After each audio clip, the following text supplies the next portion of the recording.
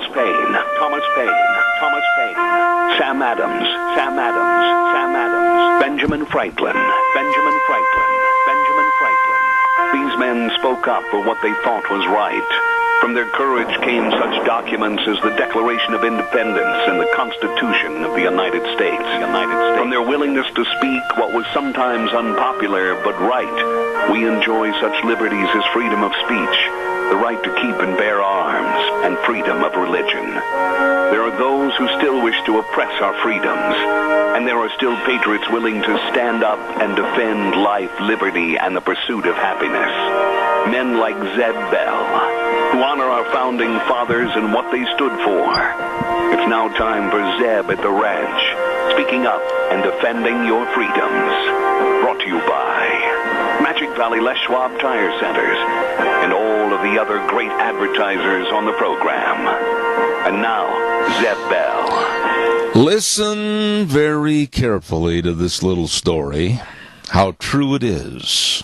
A self-important college freshman attending a football game took it upon himself to explain to a senior citizen sitting next to him why it was impossible for the older generation to understand his generation. The young man said, "You grew up in a different world, actually almost a primitive one," the student said, loud enough for many of those seated nearby to hear. "The young people of today are much more advanced than people of your age. We grew up with television, jet planes, space travel, man walking on the moon, and the internet. We have cell phones, nuclear energy, electric and hydrogen cars, computers, automated manufacturing, amazing technologies." And he paused to take another drink of beer. The senior citizen took advantage of the break in the student's litany and said, "You're right, son. We didn't have those things when we were young, so we invented them. Now, you arrogant little twit, what are you doing for the next generation?" The applause was deafening. Amen. Here comes Kate Smith and God Bless America, followed by a patriot with our Pledge of Allegiance. Good morning.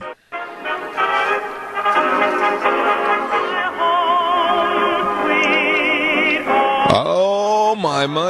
Going to be a warm day today. Good morning. I'm Zeb Bell. Zeb at the Ranch with our major sponsor, your Magic Valley Les Schwab Tire Centers, all 7 locations serving you, along with some of our great advertisers, including Western Way Services, always at your disposal.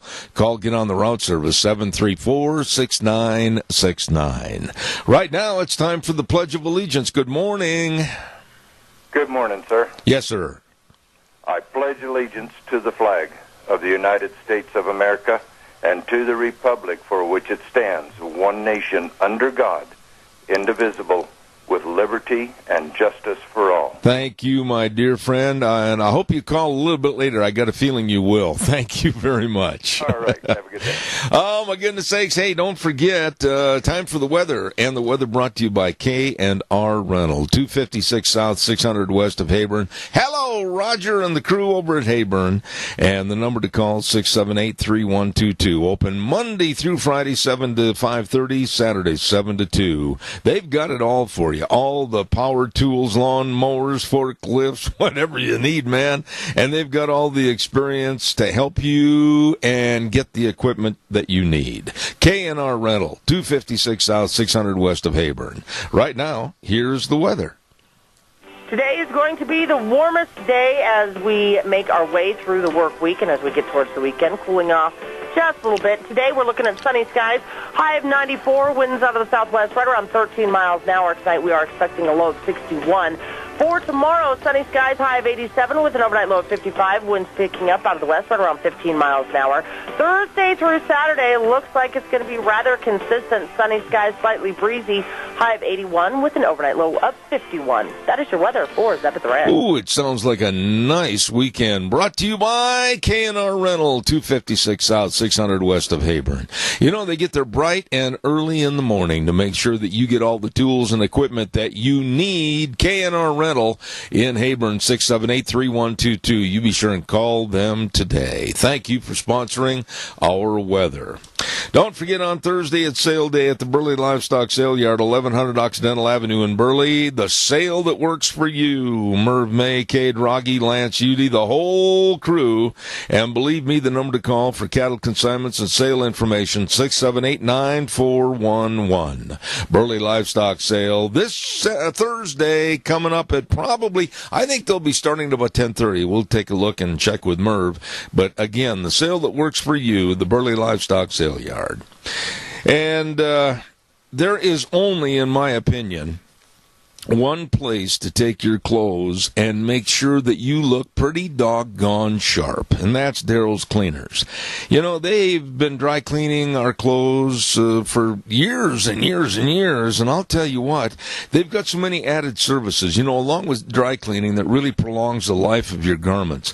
They do something else, too. They will wash your clothes. I know you're in shock over that. Yep, they will wash them, dry them, fold them, and iron all your clothes. Man, you talk about saving you a lot of work. You better stop in today at Daryl's Cleaners, 1223 Albion Avenue in Burley. Really good people. I want to mention right now, before we start getting into some heavy subjects this morning, that yesterday we had Mitzi Ramsey on the program. And on behalf of the Oregon Trail Muzzleloaders, they're going to have their 36th annual rendezvous up in Albion this weekend, June 23rd through the 25th.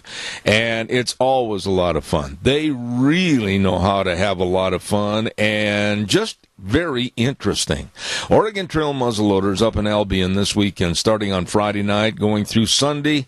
And if you want more information, call Rick Ramsey at 679-7603. Okay.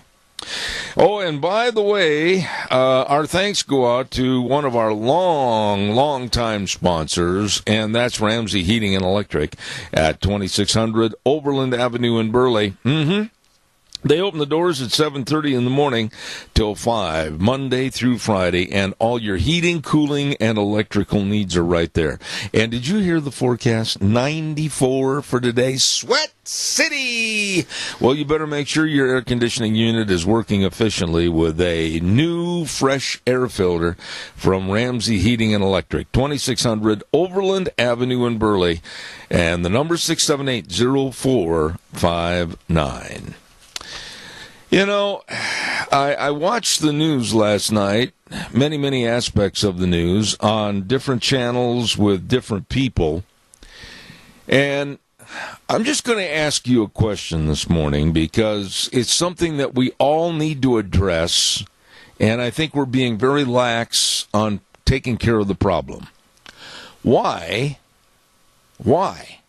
are we putting up with malicious, destructive behavior on behalf of politicians and students? Think about that. The Democrats are doing nothing. Tell me if you think I'm wrong, but the proof is in the pudding. All they want to do is just build a little brick wall and stand behind it and go, nah, we're not going to do anything. They're doing nothing to help America because they didn't get their way and they didn't get their victory, and the pathetic attitude of, well, I'm going to just hold my seat in Congress, I'm going to hold my seat in the Senate and the House, and oh well, big deal, I'm not going to do anything. What a terrible attitude. On the other side of the aisle, the Republicans are afraid. The Republicans are spineless. To do something, stand tall, be proud, and if the Democrats are going to act like they are a do-nothing party, walk over them. Get something accomplished for us. And then we have college students. And I want to emphasize two words. Not all, but many. Underline the not all. But college students today, again, not all but many, are worthless, trouble-making punks. That's all they are, is punks.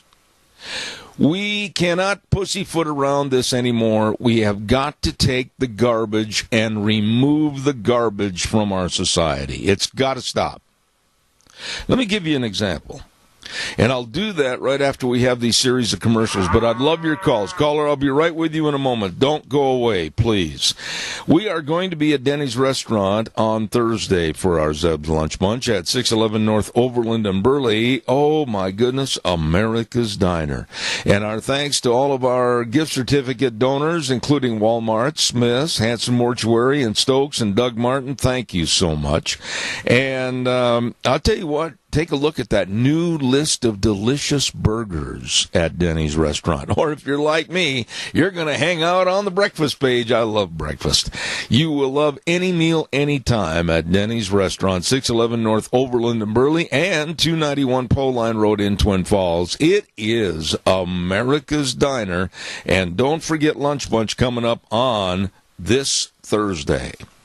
Real quick also, I would like to remind you about Burley Physical Therapy and Rehabilitation. You know, I just tell you that I have had a lot of work done there on my legs, and I guarantee you they have the best of physical therapists working there that know all the exercises, and they've got that hydrotherapy pool, the only one of its kind in the area.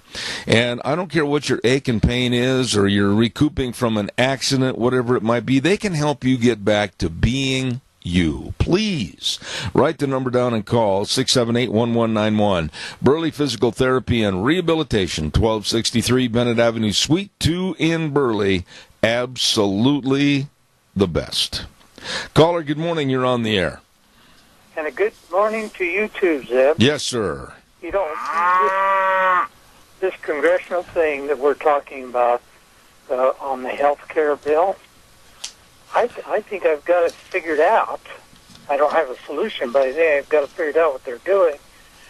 Is Republicans are having to keep this undercover until they come up with something that's really good.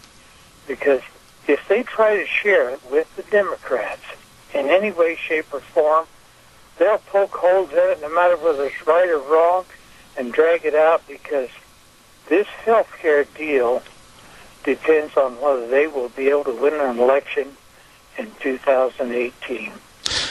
Well, I don't care if it's health care. I don't care if it's the budget. I don't care if it's our national security. I don't care if it's the issue of what to do about Syria and or North Korea. I want to see some spine. I want to see some backbone. I want to see some people on the Republican side of the aisle stand up and say, this is enough. We've wasted 6 months of mollycoddling these Democrats that absolutely are going to do nothing. They're going to be obstructionists. It's time to stand up, look them in the eye, and quite frankly, don't step around them. Step over them. Maybe you don't agree. I think we ought to step on them, because they're against anything that is good for America. That's the only way I can put it. Because it's just not a good thing to have them fighting over something that involves American people's lives. Absolutely. It's just not fair. I agree with you, Keith. I've got another call waiting, as you know, and I appreciate your calls always. Thank you very much. Appreciate it. Caller number 2, I'm going to be right with you. Please stand by. I got a lot of notices here this morning that I have to put out for everybody, including the Great Rupert 4th of July celebration. Oh, my goodness. They are going to have a ripping good time for their 87th annual 4th of July celebration in Rupert.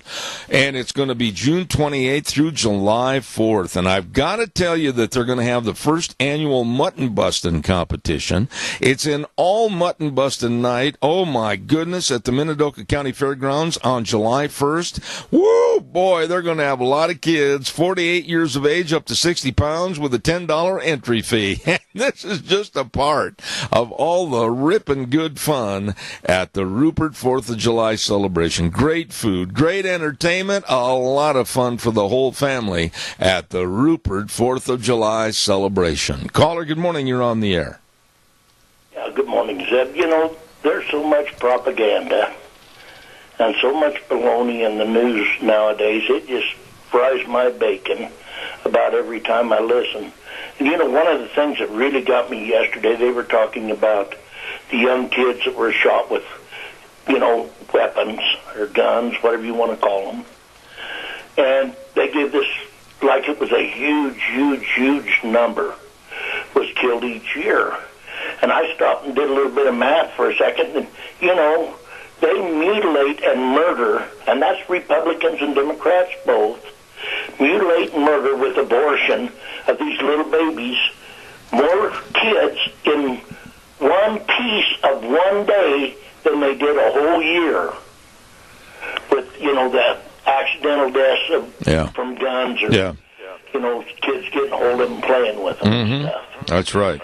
You know, it's just so ridiculous. Why don't they report the... Oh, we lost him. Oh, what happened, Wheels? He's gone. I think he just cut out, I believe. Well, Jerry, we did not turn you off by any means because you were making an excellent point, and I'm sorry your phone cut off, but call back. I'd love to hear from you. Thank you very much. I feel bad about that. He was making some really good points, and your calls are welcome at 436-2244, 1-866-927-4587. By the way, also want to remind you, hey, you know what, Wheels, while we're waiting for his call, let's hear a little bit about that Silver State Stampede. Can we go ahead, please? Nevada's oldest rodeo. The Silver State Stampede roars into Elko July 13th, 14th, and 15th for family entertainment at its best. This PRCA rodeo brings you the thrill of professional riders going head-to-head in one of the world's toughest sports, rodeo.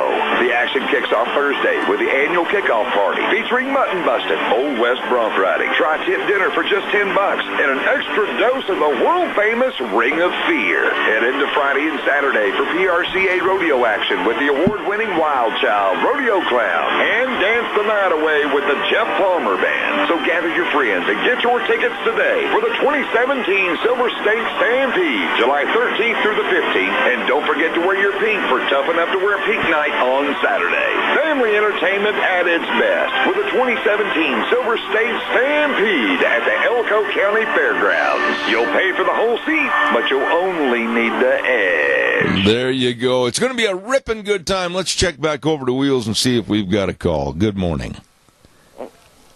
Zeb, I'm back again. I'm sorry. I have a dead hand, and I flipped the phone over and caught the off button with my finger, and I hadn't realized I'd done it, and I don't know where I stopped in my orientation that I was making. Well, Jerry...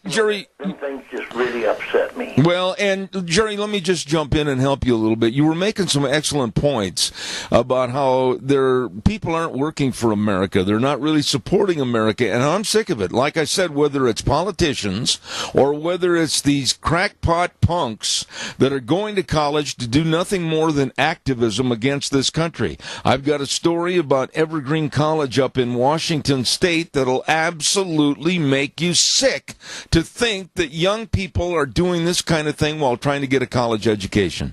But your point was well taken always on this program, and I appreciate it. Okay, well, I'll get out of your way, and I've got another call trying to call me anyhow. I'll get them and try and get that taken care of. You have a wonderful day there. May the Lord bless you and your whole audience. But, you know, it just really upsets me how our news goes anymore. I agree. They just skip over everything that's important and just shove propaganda at us all the time. I agree, Jerry. Thank you, and God bless you, my dear friend. Take care. Thank you so much. You bet. Bye-bye. Good friend, and all of my listeners, good friends. Appreciate it. Give me a call right now, 436-2244, 1-866-927-4587. I don't know if you have been following what's going on up at Evergreen State College. Well, it closed again yesterday.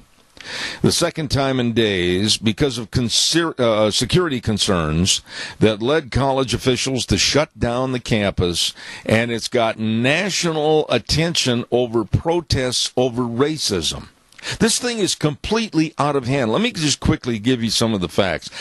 Last week, some absolute buffoon called the county 911 line and told the dispatch officer, quote, "Yes, I am on my way to Evergreen now with a .44 Magnum. I am going to execute as many people on that campus as I can get a hold of. You have that? What's going on here, you communist scumbag?"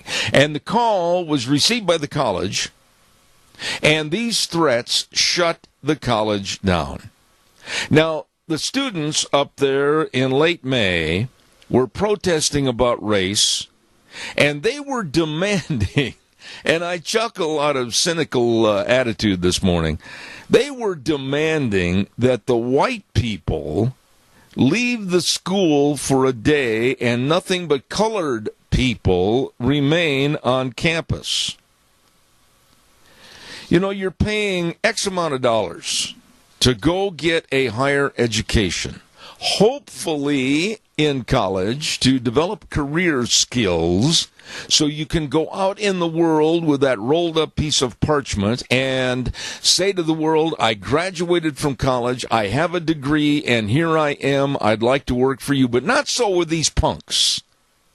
Not so with these punks, the scum of our society. They're going to be activists. They're going to start all this trouble and create more turmoil. And they want this day of absence to be for white people, basically to get out of their lives.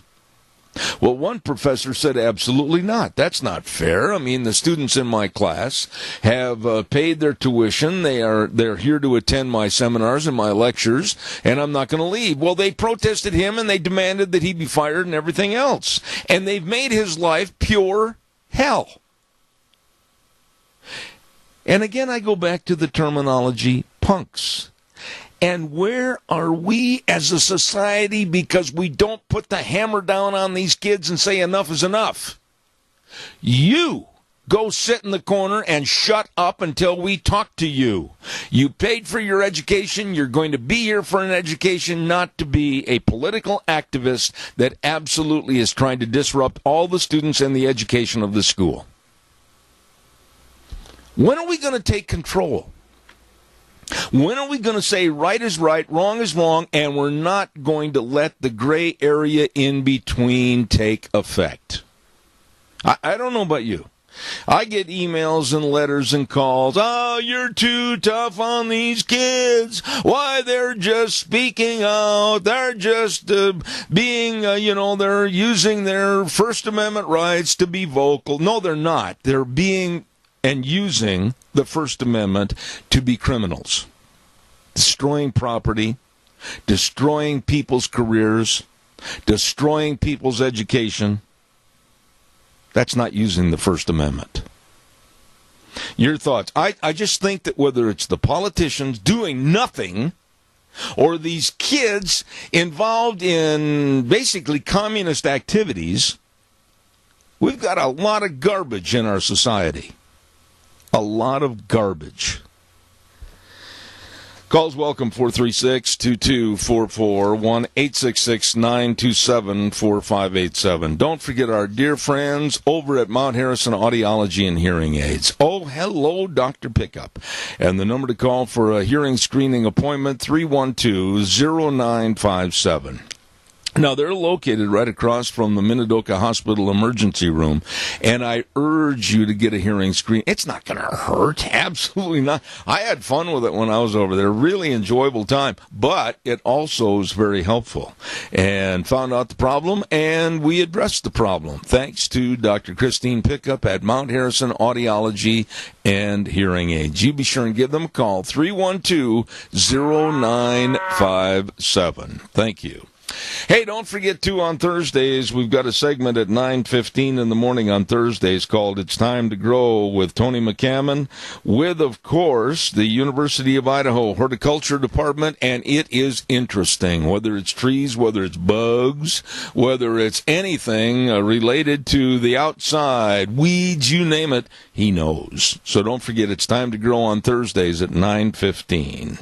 Caller, good morning, you're on the air.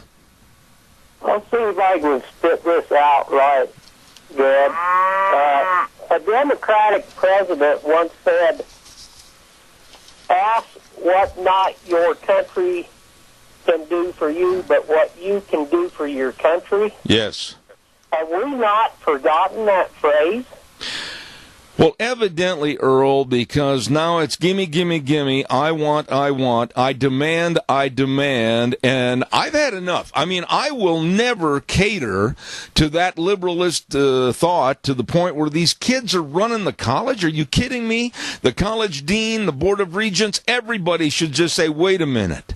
We are disrupting our educational facility. We're not getting the job done for the students that want an education. And on the political side of it, the Republicans and the Democrats should be embarrassed to call themselves congressmen or senators because they're not doing their job.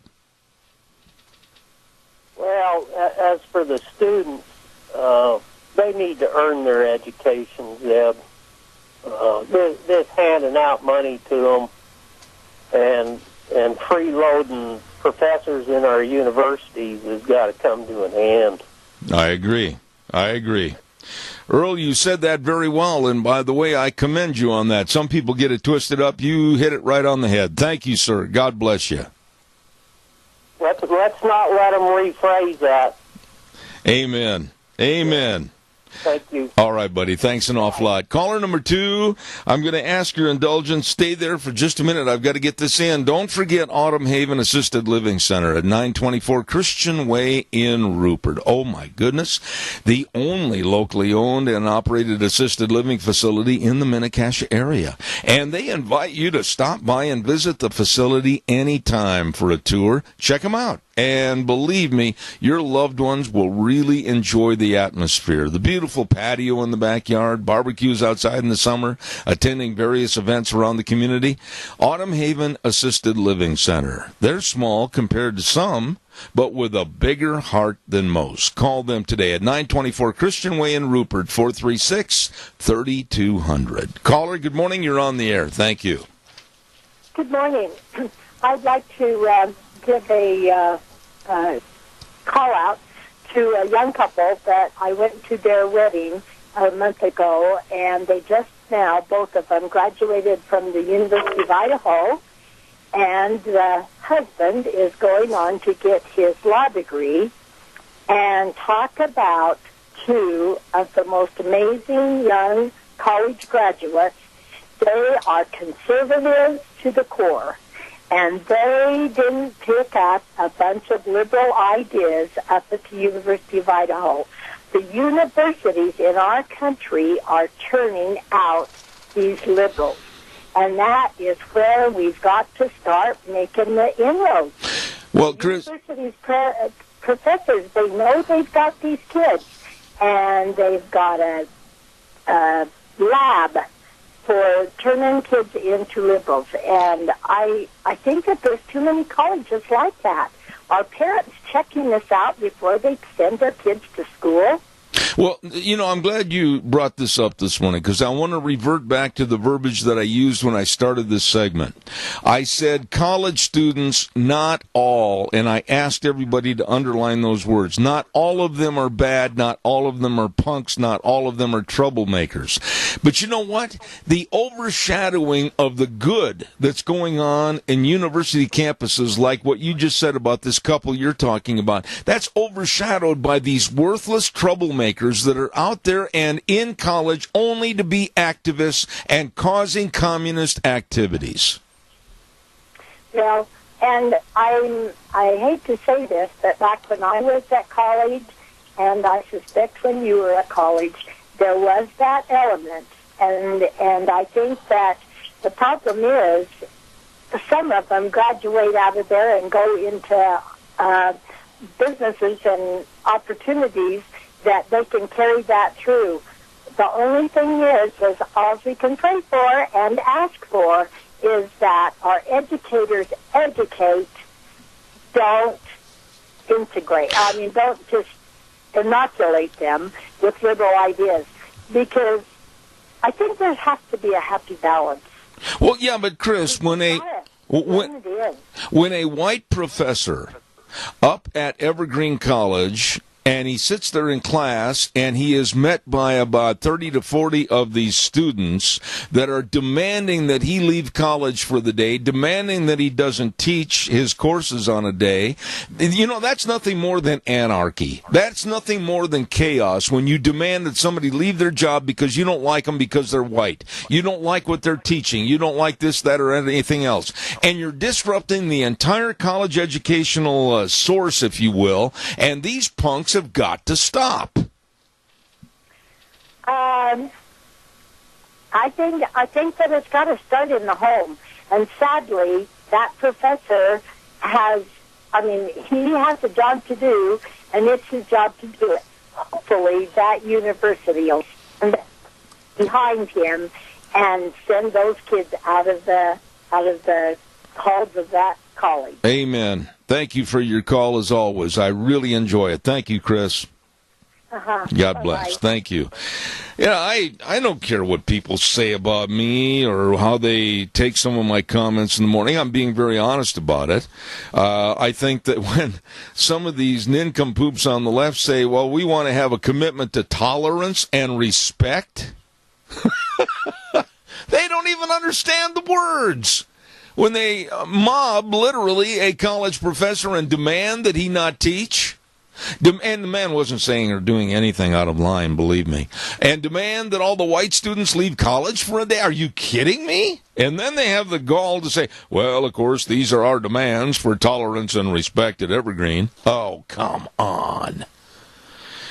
Oh, the world is nuts. But then the politicians are in the same mold. Tell me what's being done for you. Tell me what they're doing for you. Oh, you get lip service. Well, yeah, we're looking at the budget. We're renewing it and the tax structure and everything. Oh, yeah. Yeah, we hope we'll get it done in 2017. What about health care? Well, yeah, we're revamping it. Yeah, And what about the Democrats? Well, they're just sitting there twiddling their thumbs, drawing little cartoons on their desk pad. That's what we're paying them to do back there? Lead the country by absolutely standing still? It's insane. The calls are welcome, 436-2244, 1-866-927-4587. Again, I revert back to a conversation that I had with a man that I have a lot of respect for. And he said the same thing. The Republicans have an opportunity here to get us out of a peanut butter and jelly sandwich. And it's a mess. But they're not doing anything other than giving lip service, the McConnells and the Ryans and the rest of these people. I honestly think they are deathly afraid of Donald Trump being successful. And they're dragging their feet and their knuckles, not doing anything. Barry Equipment and Rental, Sales, Service, and Parts. 3 locations, South Lincoln in Jerome, Addison Avenue West in Twin, and 159 West Highway 30 in Burley. You know, they have all the equipment to get the job done right. Equipment rentals, retail equipment sales, and they've got those big Doosan loaders, and they've got all the Bobcat excavators, all shapes and sizes, and a great big sandbox out behind the business to learn. You can learn how to run them efficiently, absolutely. Get a hold of them today. Nice people. Barry Equipment and Rental, Sales, Service, and Parts at South Lincoln, Jerome, Addison Avenue West in Twin Falls, and Juan and the crew and the rest of the good guys at 159 West Highway 30 in Burley. Barry Equipment and Rental. Calls welcome, 436-2244, 1-866-927-4587. You want to hear a crazy story this morning? This is completely nuts. There is a big vote for a House seat in Georgia today. Yep, big vote. And the Democrats are playing this up really, really big. Between a lady by the name of Karen Handel, a Republican, and a Democrat by the name of John Ossoff. Now, this is where the plot thickens. Ossoff, interestingly enough, doesn't even live in the district that he's running for. He lives about 3 miles down the road. And the Democrats have been just pouring money, I mean, buku millions, into Ossoff's campaign. Because what they're saying is that if Ossoff beats this Karen Handel for this House seat, it's going to show the United States that the Democrats are rising again in 2018. Yeah, right. And it was really interesting this morning. They had a man on the street interview, and actually it was a man in the cafe. And it was really kind of funny because every single person that I listened to from about 4:45 until about 6:30 that was interviewed at this little cafe said, they asked them, who are you voting for? And they said, Karen Handel, we don't want that Democrat in office. Now, supposedly it is a close race, but we'll see at the end of the day.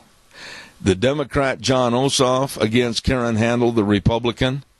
We'll see come tonight who's going to have that seat. Calls are welcome, 436-2244, 1-866-927-4587. Come on, give me a call. I'd sure like to hear from you. Oh, by the way, did you see last night that Democratic strategist? I'm not kidding. He's a Democratic strategist by the name of James Devine. Did you see him on Tucker Carlson last night? That was one of the most despicable people that I've seen on television. He was extremely arrogant. He was extremely just sold on himself with a me attitude. And he absolutely said some of the craziest, dumbest things I've ever heard in my life when he was called out for using the phraseology hunting for Republicans after the shooting last week in Virginia. Caller, you're on the air. Go ahead, please. Zeb, Mary and I aren't wealthy. We had some investments over the years, and for 8 years, we watched our investments slowly disappear. Now, with Trump in, they're making a comeback. Why would anybody want to put another Democrat in a party that's got bills to pay, responsibilities to take care of, or a home to buy? Why? Well, first of all, you're asking the wrong man, because absolutely I would say you would not want that seat or Senate seat filled by a Democrat because of the fact that the way our economy has been run and the way Obama treated America for the last 8 years. I absolutely agree with you that things are on a comeback right now with Donald Trump and his administration. Why in the world would you want to roll the dice and go the other way? I don't know. I can't understand this. The trouble is we've got Republicans who are agreeing with the Democrats in the Democrats' strategy. Right. Why are they doing it? Why aren't they being ousted?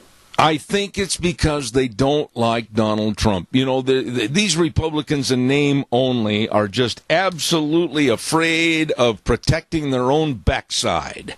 And they're afraid that if they sidle up to Donald Trump's policies, that they may not get reelected in 2018. And you know what? They are cowards.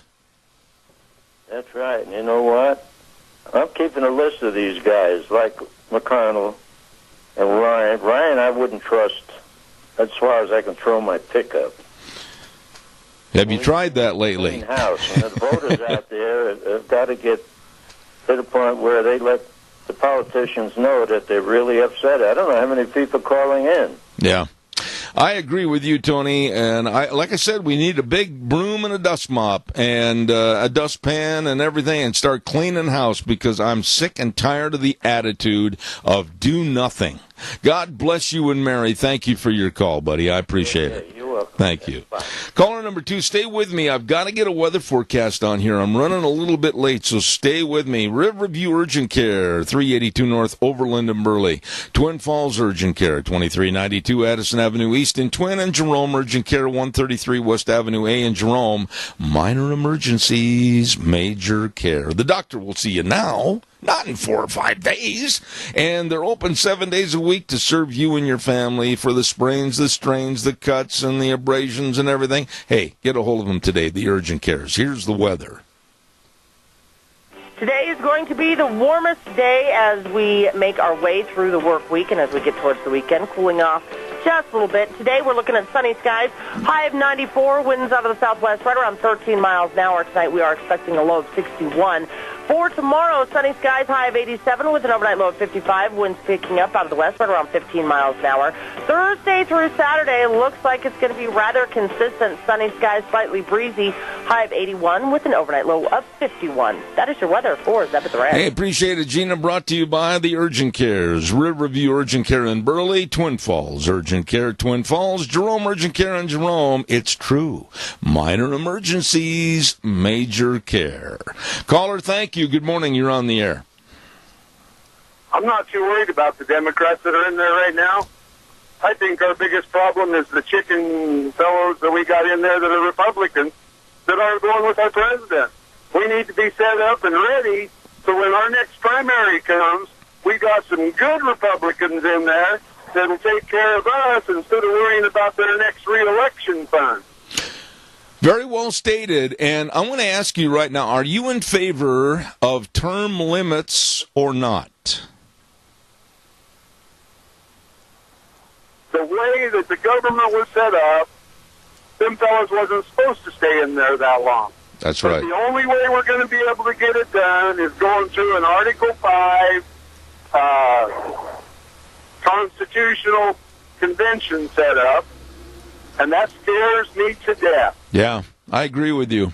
You know, let me ask you this. When you look at the status of last night, the Democrats staging a stand-in, a do-nothing in the House, and today there's going to be more arbitration, and the Republicans not doing anything for the fear that they might show that they're sidling up to Trump's horse or whatever. What are your thoughts about these guys? Why in the world should we respect them when they're a do-nothing group?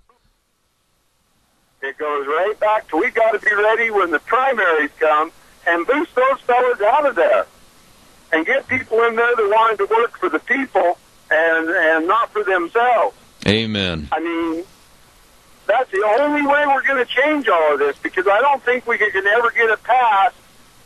You got to have the 39 states agree upon the constitutional amendment, and I don't think we can ever get it done.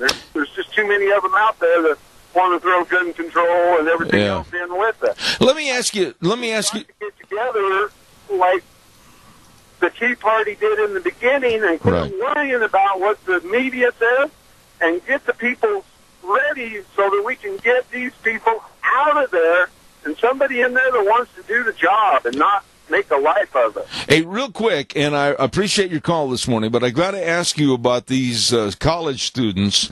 And again, I stress not all, but many are nothing more than troublemaking punks. What is your theory, or what should we do about these kids that are just going to college to be disruptive and stop other people's educations?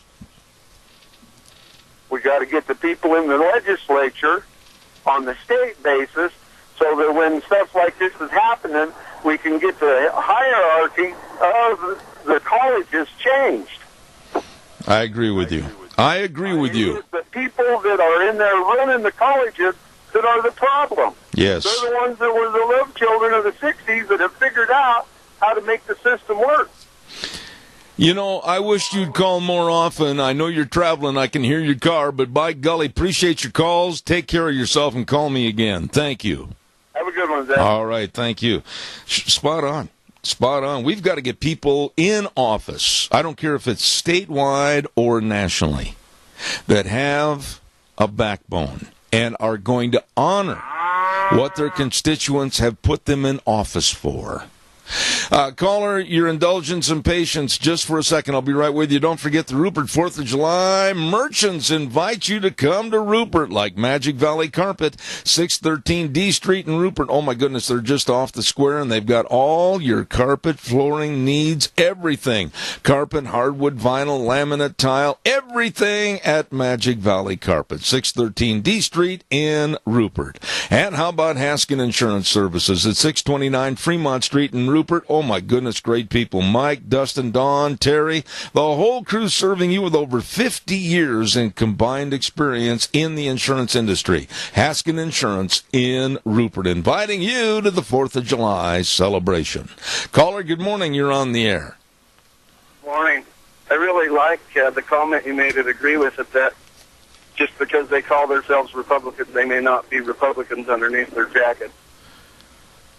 Well, and it's the truth. But what are your thoughts when you look at the McConnells, you look at the Ryans, and you look at the absolute do-nothingness of these people? Like they're almost timid and they're afraid to stick their toe in the pool because it might be a little hot. I mean, what are your thoughts about these people? Yeah, my thoughts are exactly the same as yours. They're not worth their skin to be there at this point in time by their actions. Actions speak louder than words, and it's kind of like the things that you say a lot of times. You know, some of the people that we run across in the street in our area are Christian just by their demeanor and their actions. They don't have to tell us that. Yeah. And so I think the disadvantage a lot of people have of being Christians is we have become a minority group in this nation. I think that you're 100% right. I would add the word a vocal minority. We've lost our voice. We are not standing up, and we are continually turning the other cheek at a time that I think it's time to stick the chin out and say enough is enough. Your thought? I agree with you. It's kind of tough when our nature is to do good with others, so... I agree. Some of us need to fight a little harder. Hey, thanks, sir. I appreciate your call. God bless, man. Thanks. A sad story this morning, and I mean very sad, but yet very worrisome.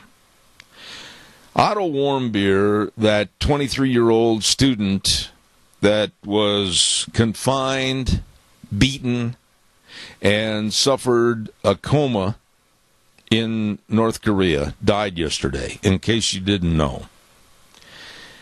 And I guess the best part of the story is that, yes, he had come home, and yes, his mom and dad and family members had an opportunity basically to say goodbye.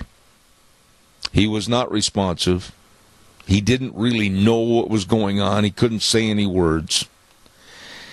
And here was a young man that went on a tour to China, and then also, when notified, said that he could go on a small tour to North Korea. He took it. Took the opportunity, and ended up his life in prison in North Korea in a coma. And when I look at the government leadership, be that as it may, of North Korea, with Kim Jong-un, and then I look at Dennis Rodman, of all of our civilized society in the United States, going over there, basically rubbing elbows and having ice cream sundaes with Kim Jong-un. It just makes me so mad. What would you do? How would you react if that were your boy or girl on a college tour, and they end up in prison for doing basically nothing, suffer a coma, and their body is sent back home to die? All I can say and all I can hope for is that there is severe, strict retribution against North Korea. There are still 3 Americans that are being held captives in North Korea. And I say get them released and then take off the gloves.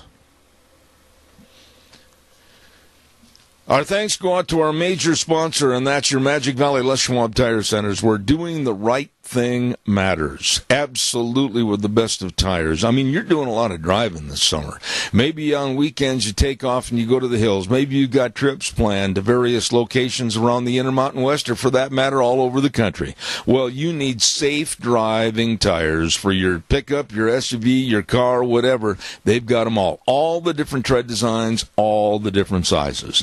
Along with the best in brake service, the best in front end alignments, the best in shocks and struts and batteries, but above all, and I've said this so many times, the best in service. They really take care of you at all 7 locations. Lane and Rupert, Dave on Blue Lakes and Twin, Mike and Buell, Mike and Jerome, the Twist family in Paul, nice folks, Daniel on Pauline and Twin, and Randy on Overland in Burley. The best.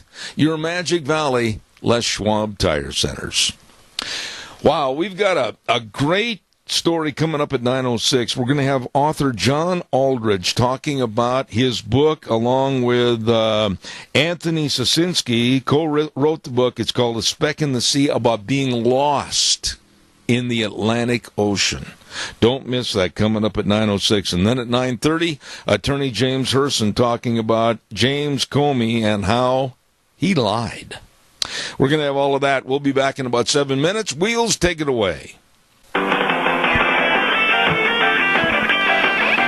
Boy, I tell you what, that old crook in jail can really brag. How would you get apprehended? Well, a squirrel got me. Yeah, okay. Good morning, everybody. Zeb at the Ranch.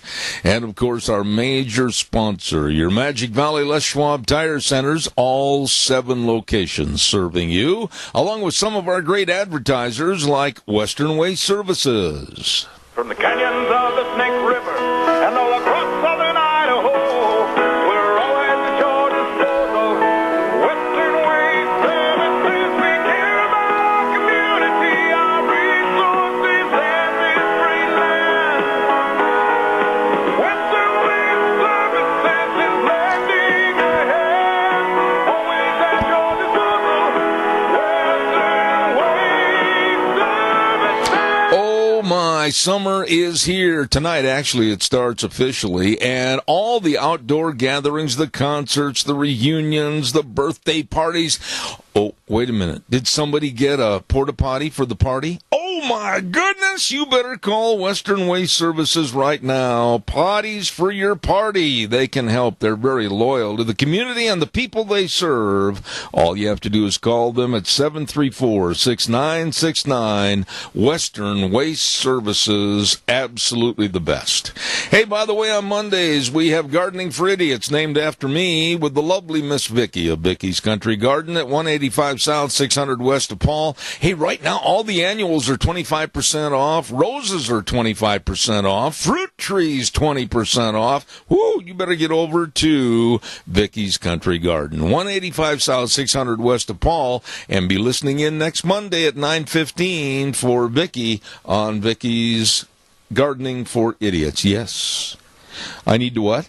Okay, I'll call and reconnect. You're VoIPing out really, really bad. All right, thank you.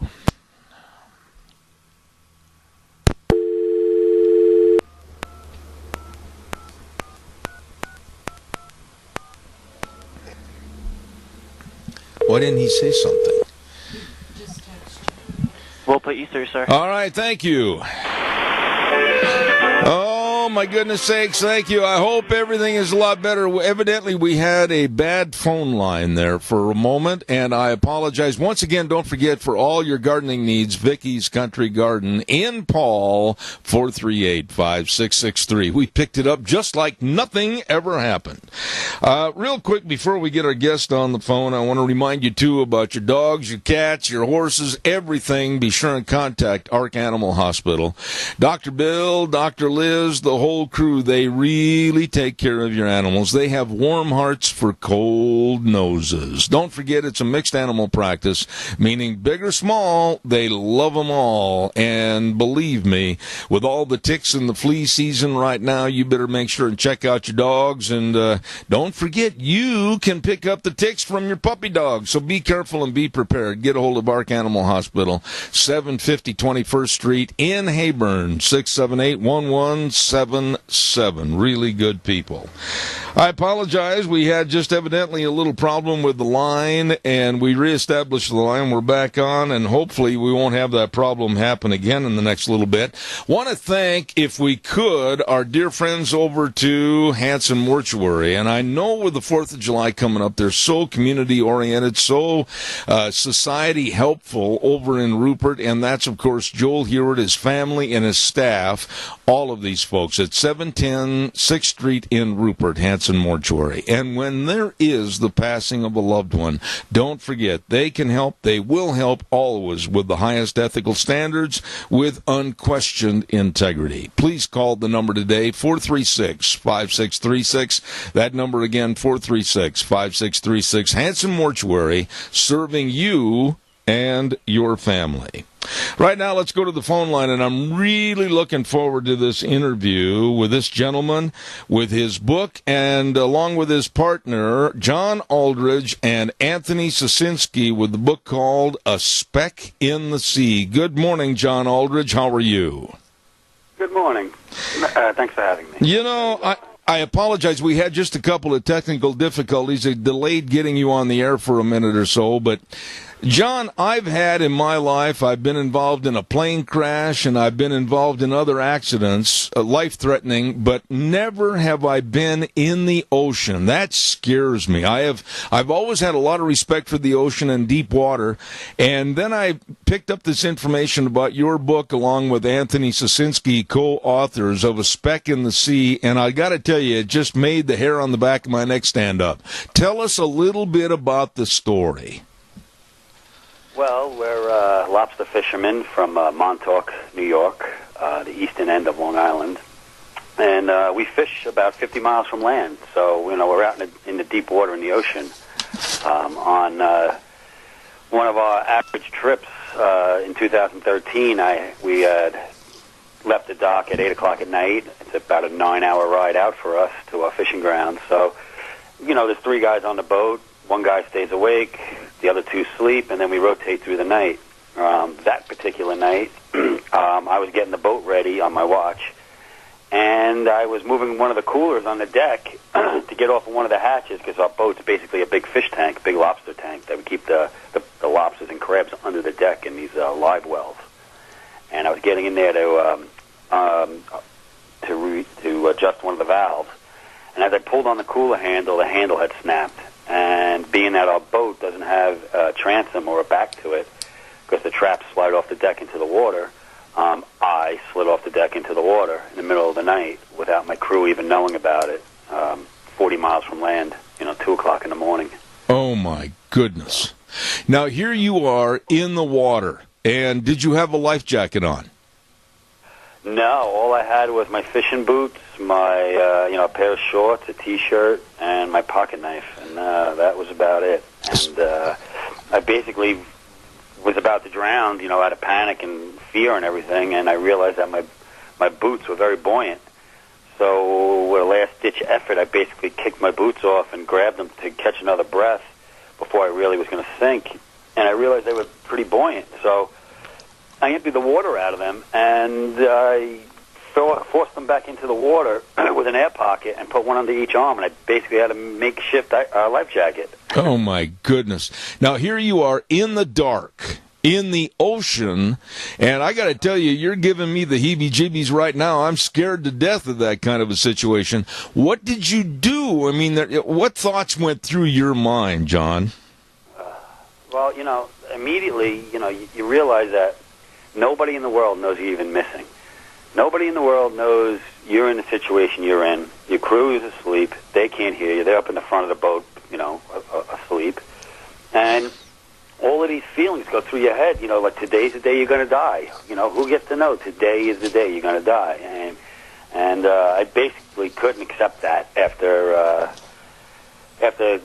reasonings with myself, because it's easy to die, it's pretty seductive almost. It's like, I just give up, it's too crazy, it's too much, and you could just, okay, and give up. But I couldn't do that. I couldn't get to that point, and I just did everything I had to do to stay alive, basically. Well, you know, John, I don't want to give away too much out of the book, but I mean, here you are in the water. Now, at night, and I'm assuming it was a relatively calm sea, was it not?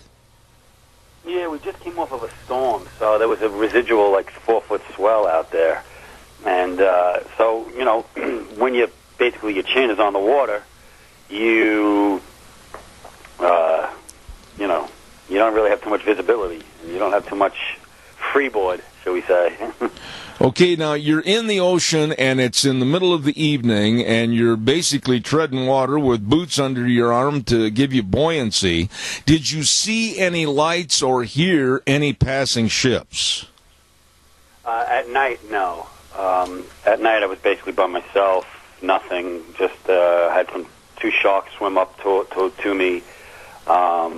And luckily they left me alone after an hour or so, and a bunch of other sea life out there kept checking me out, birds dive bombing me, but during the day, when the morning came, I had seen a local boat that fishes near us, a lobster boat, and tried to get his attention. He didn't see me, and through the day I had saw my boat looking for me too, and they didn't see me, as well as the Coast Guard and everybody else. I truly was a speck in the sea out there. It was pretty unbelievable how, you know, that was pretty much right there and they couldn't see me.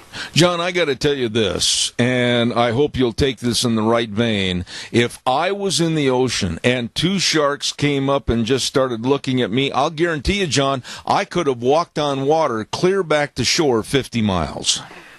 I was definitely thinking that myself. I mean, you know, as bad as the situation was, and then all of a sudden now we have sharks, you know, involved, it's like it was very overwhelming, you know. It was a major mental game to calm myself and my breathing and my heart rate so that they really wouldn't come over and check me out too much. But I'll tell you, it was all to do to get to that point.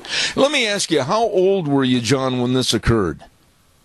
I was 45. 45 years old, and what about family and friends back on shore? Did you have a family? Yeah, well, I'm not married. I don't have kids. I had at the time I have a 4-year-old nephew. You know, he's the first kid basically of the family, and you know, it was, you know, I couldn't let him down. I could not believe that he was going to grow up without me, and I basically did everything I could do to fight for that. And you know, we have a really tight family, so I just couldn't imagine my parents living without me, and you know, my sister and brother. So all of that gave me power to fight harder. Okay, now the next day comes along and you're still treading water.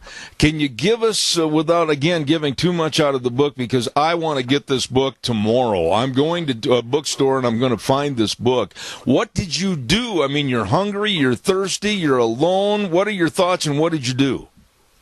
Well, I figured my salvation would be to find a buoy out there, because I knew where I was, you know, in relation to where my fishing gear was and other people's fishing gear.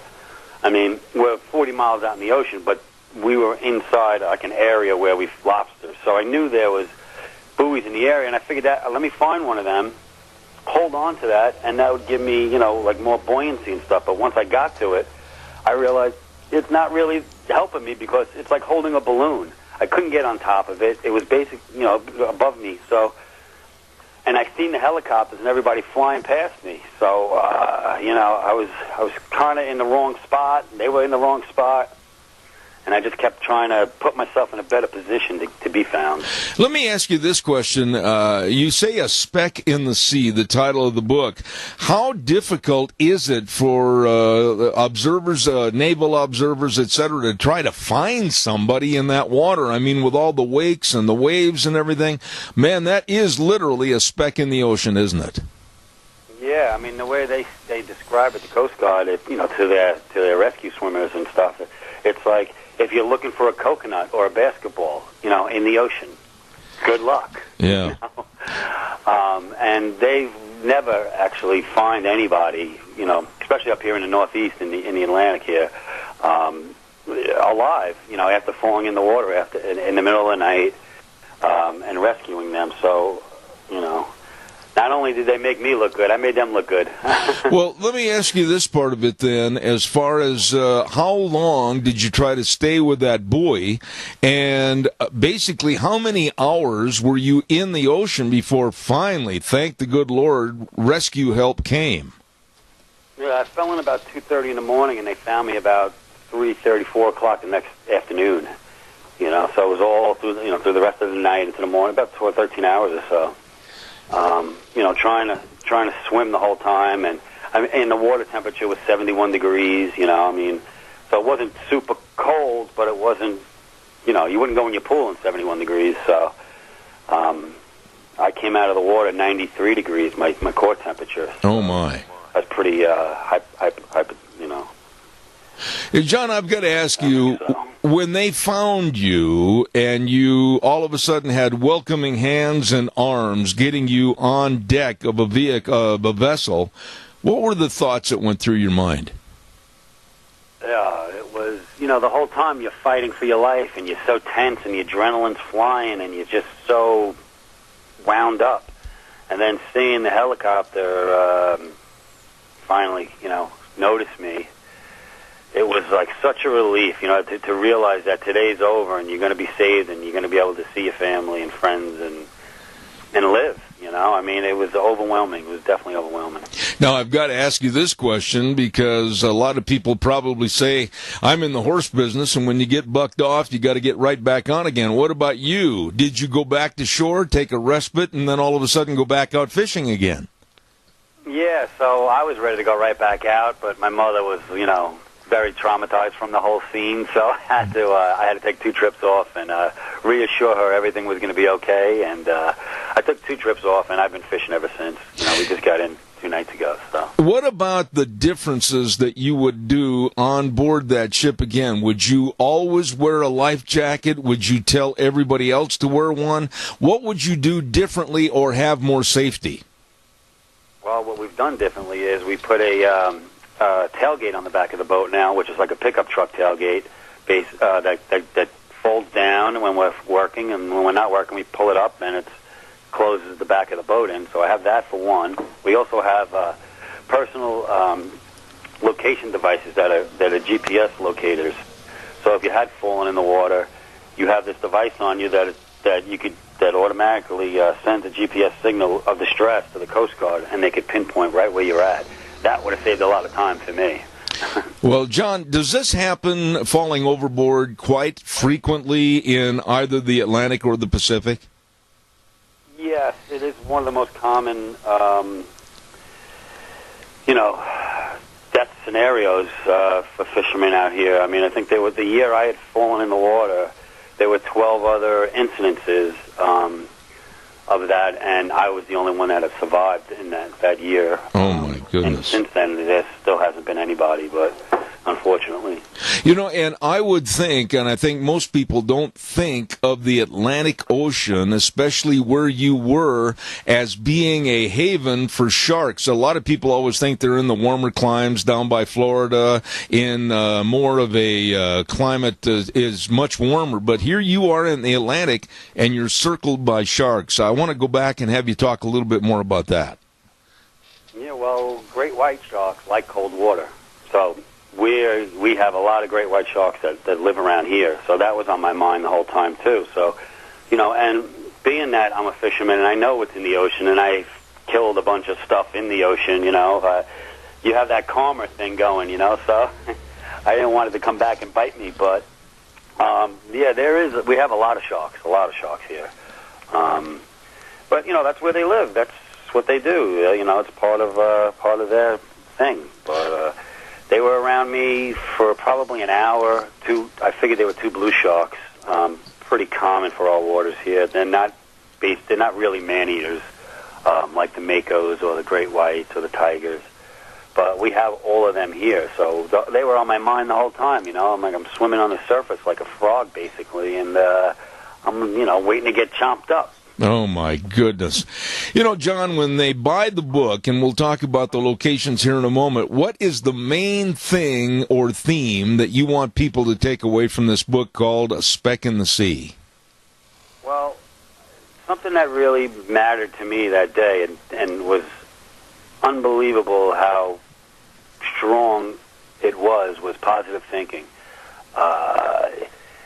I was in the worst case scenario there ever could be. No hope. Nobody even knows I'm missing. No chance of surviving.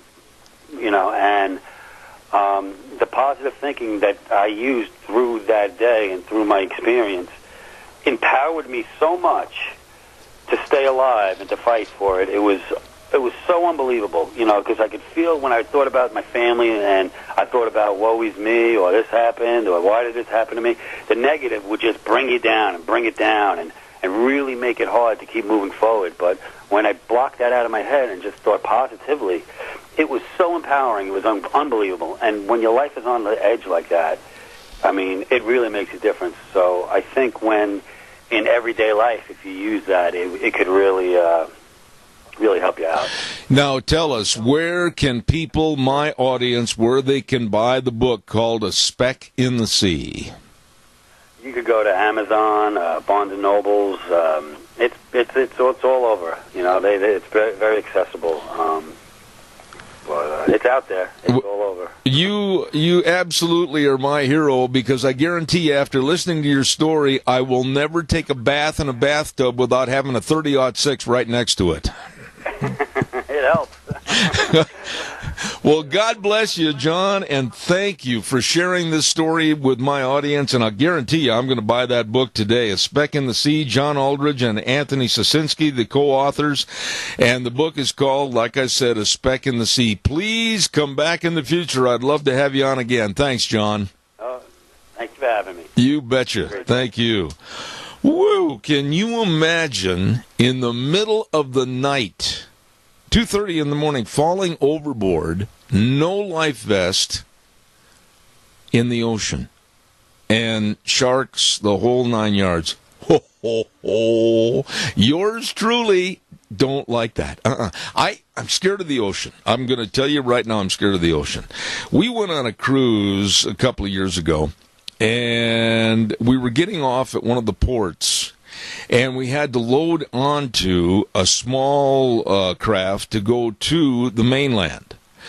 And going up and down the stairs, I slipped with my bad knees and almost went over the handrail into the ocean. I'm not making this up. My wife's down below in that little shuttle boat, and she's going, ah! Me too. Anyway, I'm scared of the ocean, always have been, but I can't imagine in the dark of night at 2:30 in the morning going overboard and really no hope. Wow, what a story. Oh, man. Anyhow, I got to pay some bills here. I'm still shaking listening to that story.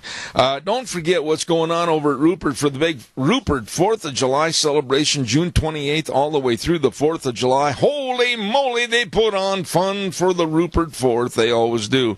They're going to have the firecracker. Fire tractor. Well, it's a new word. The Firecracker 5K and 10K will also feature a 40K group of bike racing this year. Oh, my goodness. They're going to have all kinds of fun, and it's going to be ripping good entertainment, so don't forget that. And then they're going to have the patriotic program on July 2nd featuring members of the Idaho 25th Army Band. Oh, my. Music, food, entertainment, all kinds of good things at the Rupert 4th of July celebration, June 28th through July 4th in Rupert, Idaho. Man, they put on a deal. Wow, I'm still thinking about being in the water with the sharks. Yep, one shark nudges me, and I'll guarantee you're going to see an old fat cowboy just walk all the way to shore right on top of the water. Let's ride 270 Highway 24 between Rupert and the world. My goodness sakes, they're open Mondays through Fridays 9 to 6, Saturdays 9 to 4, and they've got all the watercraft. Man, they've got all the watercraft for the river, the lake. They can have a bunch of fun ready for you when you stop over to Let's Ride. All the four-wheelers, the side-by-sides, all the accessories, and you talk about a super service department to keep you running? Absolutely. Let's Ride 270 Highway 24 between Rupert and the world. It is where the fun is sold. Let's ride. In just a moment, we're going to have our next guest on the phone, and by the way, he's been on our show many, many times, and that's Attorney James Herson. I'm looking forward to having him on the air. Happy birthday wishes go out to Kate Edwards today. Happy birthday to you, and many, many more. Nice lady right there. By the way, too, don't forget Cameron and Siemens Insurance, Highway 24 in Rupert. I just talked to Todd yesterday, as a matter of fact. All your life insurance, health insurance, retirement planning, employee benefits, all of that and so much more.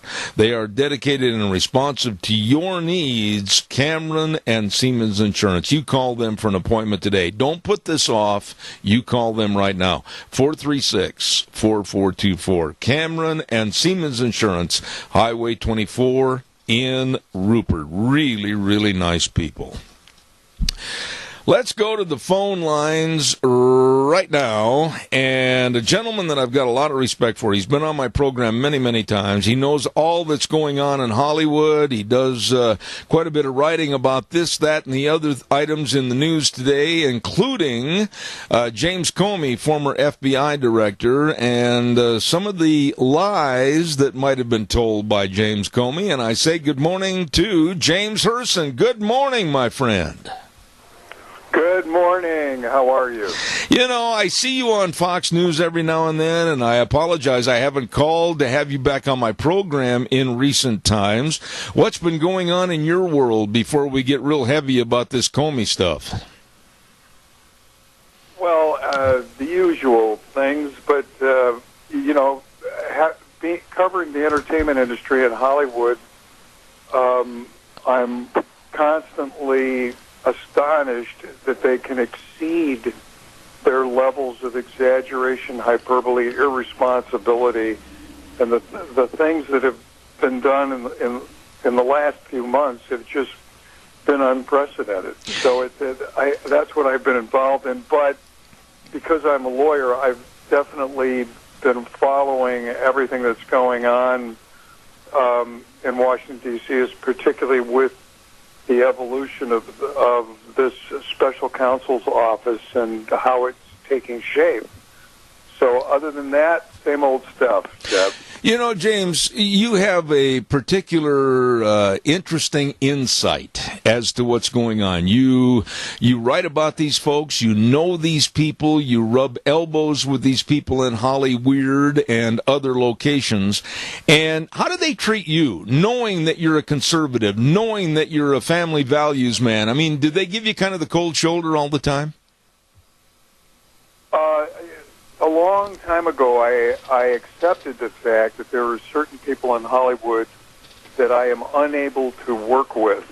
They not only give me the cold shoulder, I basically am a pariah. And that's why in the community of the entertainment business out here, a group formed for people who are right of center who happen to work in the industry. I'm a member of the group. I mean, actually, now the group is informal. It used to be formal, but it's almost like belonging to a recovery group where people get together and they tell stories of the strange experiences that they've had having conservative leanings or being a person of faith in the Hollywood community. And we know, I mean, there are some celebrities that they got to the point in their career where they could make a public declaration of what their political beliefs are. People like John Voight, Gary Sinise, and others, Clint Eastwood, Patricia Heaton, and they're in this group. And so it's like there's a subculture in Hollywood that supports each other. And I'm at the point, I'm sort of semi-retired, but I still have select clients, and I've been blessed to where I don't have to work with people that don't like me and I don't like them, and it's a much better way to live for me. Let me ask you a speculative question on the past as it would pertain to the present, James. What about if, in your opinion, John Wayne, with his conservative values and attitude, were alive today in Hollywood? How would they treat him? Yeah, they would treat him very similar to the way they're treating the president. They would detest him, and they did, of course, when John Wayne was alive. It's interesting, and I think I might have mentioned this on your show. A lot of people don't realize, totalitarian dictators have always appreciated the power of the entertainment business and the power of celebrity. So much so that when John Wayne was alive, Joseph Stalin put a hit on John Wayne, and the KGB had attempted to murder him. It was unsuccessful, which of course makes sense, because how in the world are you going to murder John Wayne? But but in any case, the left has always hated John Wayne and his progeny. They hated Charlton Heston, they hated Ronald Reagan. They hate people that wake up from the zombie-like state that most of these people are in, living in ignorance in Hollywood. And in today's world, it's not just being a conservative, of course. The worst possible thing you can be is someone who does not detest President Donald Trump. In other words, if you're a person that stands up and says, listen, I'd like to give this guy, President Trump, a chance, that's enough for them to reject that person, as they did with the Broadway singer Jennifer Hudson, because she had the nerve to say, as a Hillary supporter, that she thought it would be good for her to sing at Trump's inauguration. And similarly, when Nicole Kidman said the words very similar to what I said, that, hey, maybe we should give this guy a chance, she was excoriated on the social media by the left. Oh, my. When you look at the situation, 6 months, James, 6 months of this administration has been tied in strangle knots by the Democrats and the House and the Senate of do nothing. And I'm blaming the Republicans the same way. What are your thoughts about the wasted 6 months of this administration with nothing more than allegations and no evidence? Well, the amazing thing about that, one thing to say is that during this first part of Trump's presidency, since the inauguration, we have record numbers. Of course, we have a stock market that's reaching record highs that the media never talks about. We have the unemployment claims falling to the lowest record in 40 years.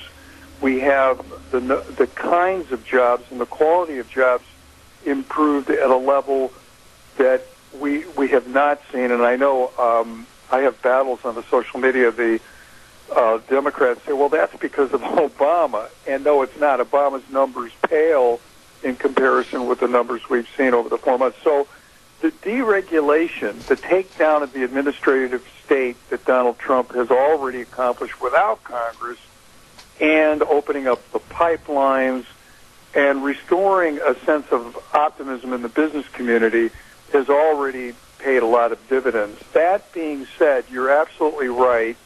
The combination of the Democrat Party standing for nothing but seeking investigations and the Republican establishment dragging their feet and essentially smiling, stabbing us in the back while they smile at us.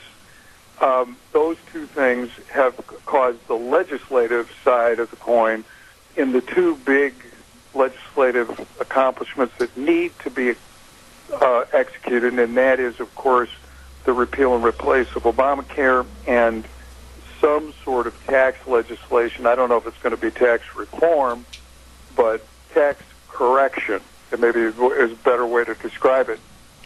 The investigation itself, looking at it objectively from a legal point of view, it is, in fact, a witch hunt. There is no other way to describe it. You've got a special counsel who's appointed by a deputy attorney general that came into power because the attorney general recused himself. I disagree with that decision, by the way. Jeff Sessions should not have recused himself. But in any case, and because of the fact that after 10 months of investigation, it's very clear there's no evidence of any wrongdoing involving the Trump administration and Russia, this fake story, they now have switched over, and you hear the talk about obstruction of justice. And the fact is, based on this little-known document in the left, the American Constitution, you cannot have a charge, a criminal charge of obstruction of justice against the President of the United States for firing someone in the executive branch, or even if it were true, telling them to initiate or not initiate an investigation. So essentially what we have here is we have two very conflicted officials, meaning ethical conflicts, involved in an investigation of a crime that cannot possibly exist. And therefore, I mean, this is a clouded, questionable, highly questionable investigation. And I, in order to explain it in a nutshell, okay, first we look at Mueller. Mueller has two serious conflicts. The first is his long-standing professional and personal relationship with James Comey.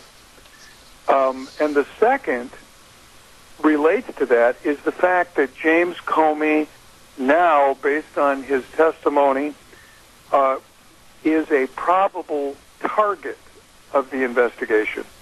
So before he testified, he was clearly going to be a key witness. The special counsel cannot have a key witness that's a buddy. That is violative of specific federal regulations involving the special counsel, and that means Robert Mueller, if he is the man of integrity everyone says he is, should step down. In addition, the guy who appointed him, Rod Rosenstein, on an obstruction of justice charge that they're talking about, it is his memorandum that set forth the reasons and the recommendation of why Comey should be fired, which is a key part of the obstruction case, if you will. And it's based on the idea that President Trump fired Comey wrongfully and corruptly in order to stop his investigation, which I said earlier, that can't be a crime, but that's what the press is alleging. If taking that at face value, Rod Rosenstein, the man who set up the firing, who wrote the memorandum for the firing, would be, again, a key witness in a case that he is duty-bound to supervise. Right. That's a textbook definition of conflict of interest. So you have these... Go ahead, James. You have these two officials with conflicts of interest investigating a crime that cannot be possible. The reason that the crime cannot be possible is that Article 2 of the Constitution makes the president the head of the executive branch and gives him what are called plenary discretionary powers. Those mean they're absolute, complete powers and authorities. To give a good example of that, the presidential pardon. The president has an absolute power to grant clemency and pardon, and even if he pardons someone for what would be questionable motives, that power cannot be questioned by the courts. And similar, President Trump's ability to oversee personnel, and especially the director of the FBI, is one of those powers, and therefore there cannot be an obstruction of justice. The obstruction of justice requires a corrupt intent, and corrupt intent is not possible with a plenary discretionary power. Therefore, this talk about obstruction of justice, and by the way, I'm not the only one that's saying this. Alan Dershowitz is saying this. That's right. Words. Yes. Jonathan Turley is saying this.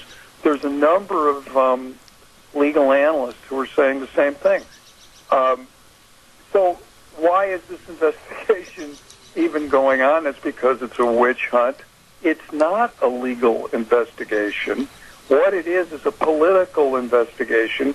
And at the end of the day, Mueller's going to write a report that is sufficiently ambiguous, and the Democrats' hopes and dreams is that they can take that report and they'll have enough people in the House to commence impeachment, which is what they live for, and their base lives for. You know, James, we have a caller with a question, and then I want to do a follow-up on what you just said. Caller, quickly, I have limited time. Go ahead, please. Well, last night on Lou Dobbs, he was guest host there, Ed Rollins and another gray-haired gentleman talking about, the one gentleman said that Trump needs to get a new attorney general, and I understood it to be that he would get rid of Sessions, because Sessions recused himself, and I didn't quite understand the whole thing, and I guess I should have stayed and listened, but maybe you could clarify. I'll hang up. All right, caller, go ahead, James, please. Well, you know, the situation with the Sessions recusal created all this, in a sense. So, I mean, I wouldn't be surprised if there's a lot of talk about that in the White House, but Jeff Sessions recused himself because of pressure put on by Democrats, because he had a brief encounter with a Russian diplomat at a social event in Washington, D.C., with hundreds of people present, and he didn't put that in his testimony or his papers because it was insignificant, because that was his function as a senator. So there was no reason. As a matter of fact, the reasons that I stated for Mueller and for Rosenstein to recuse themselves are real compared to the Sessions reasoning, which was fake. That was the Democrats playing gotcha, and that was Jeff Sessions just having a moment of establishment republicanism. And, you know, I think he had just taken office, and he mentioned that the reason that he recused himself was because of recommendations from his staff. Unfortunately, the staff that was there, many of them were Obama holdovers, and this was part of their plan. And so I think that's the reason on Lou Dobbs' show that they've been talking about that. I mean, clearly what President Trump has to do, and politically it's going to be difficult, but he's got to sweep away these Obama holdovers that are leaking to the press, that are undermining his agenda, and have a massive firing. And he's going to have to do it sooner or later. James, I'm not a lawyer, but I have studied law. I don't have the ability or the knowledge that you do, so please bear with me on my naive question. But really, when you get down to brass tacks about a case or no case, the only case I see right now that is really worth prosecuting is James Comey himself as a former FBI director for leaking material outside to the media that absolutely was illegal. Am I wrong? You're absolutely right. That's not the only case, though. I'll tell you a couple others. But James Comey testified that he intentionally leaked what is, in fact, a government document, a memorandum that he wrote while on duty in the scope and course of his duty as director of the FBI about a conversation he had with the President of the United States, his superior, that he leaked that government document to the New York Times in order to get a special counsel appointed, which he did. It turned out he was successful. It was his buddy. That brings up two crimes. The first is 641 is a crime to basically take a government record document like that and without authority transfer it to another person. and transferring it to the press even makes it worse. So he's violated that statute. But secondly, ironically, Comey has committed obstruction of justice, because obstruction of justice, kind of misnamed, includes influencing an ongoing criminal investigation.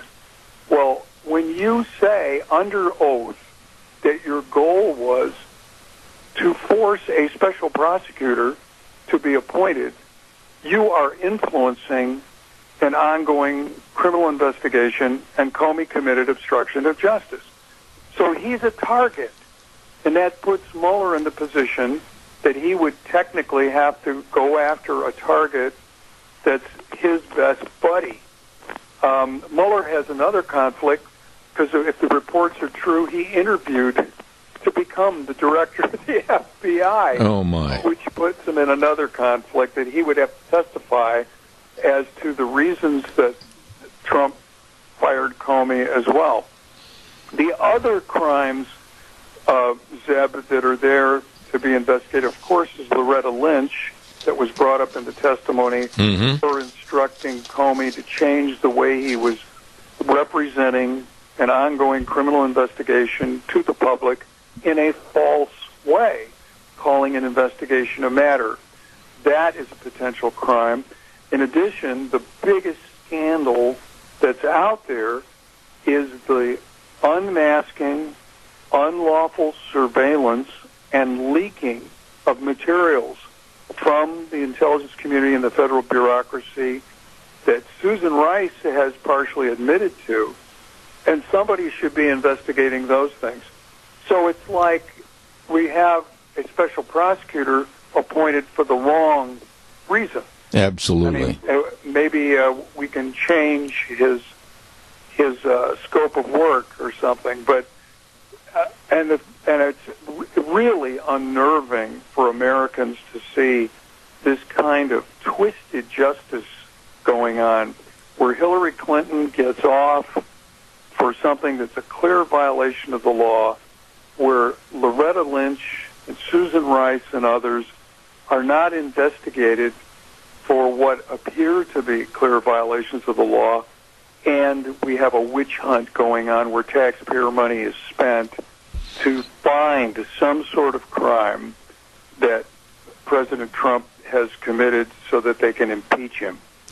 Wow. You are the best. James, you've laid that out very articulately and very understandable. I appreciate it. Thank you so much for being on the program. Don't make yourself a stranger. Come back soon. Attorney James Herson from California, the best. Thanks, James.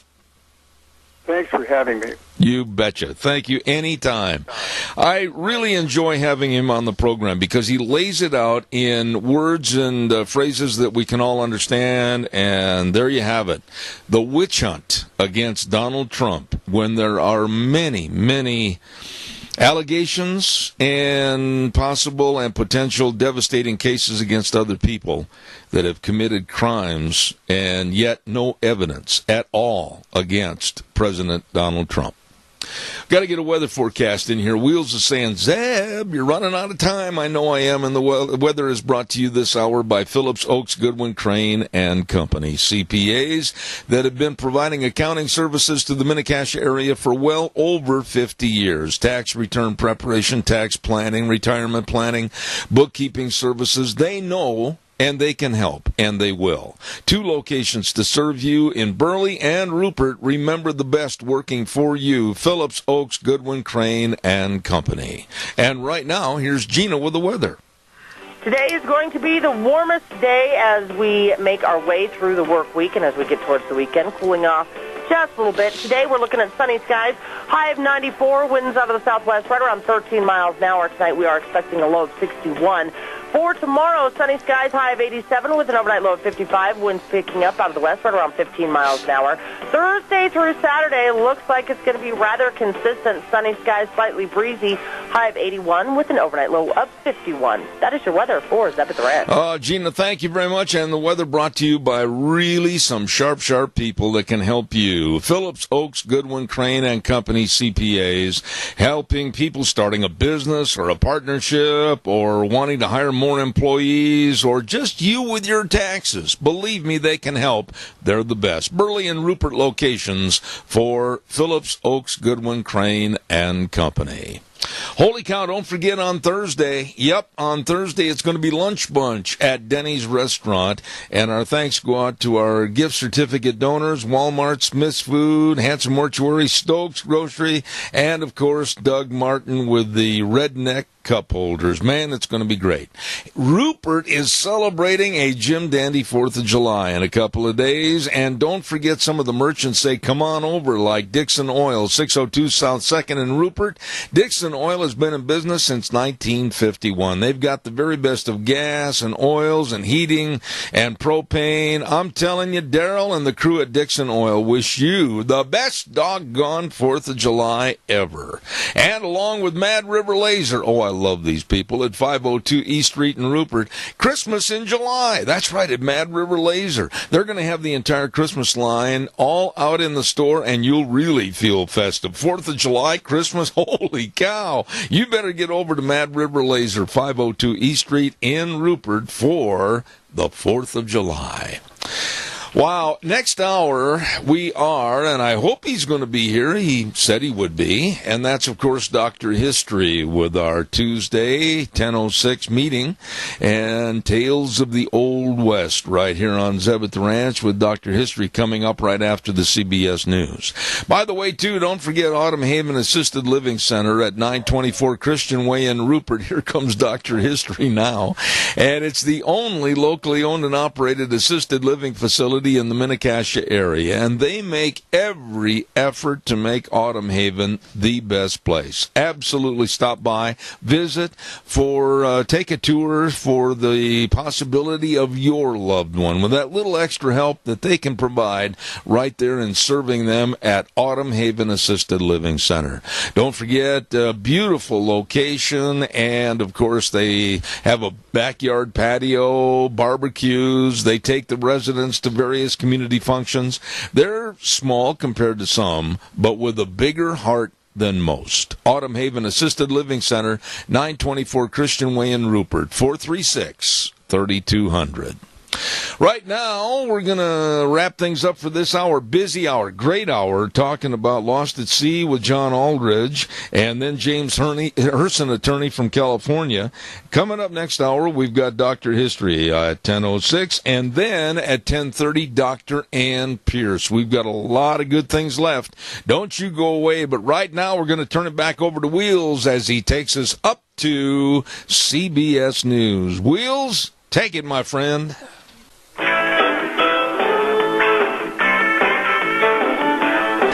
I love that story about the squirrel.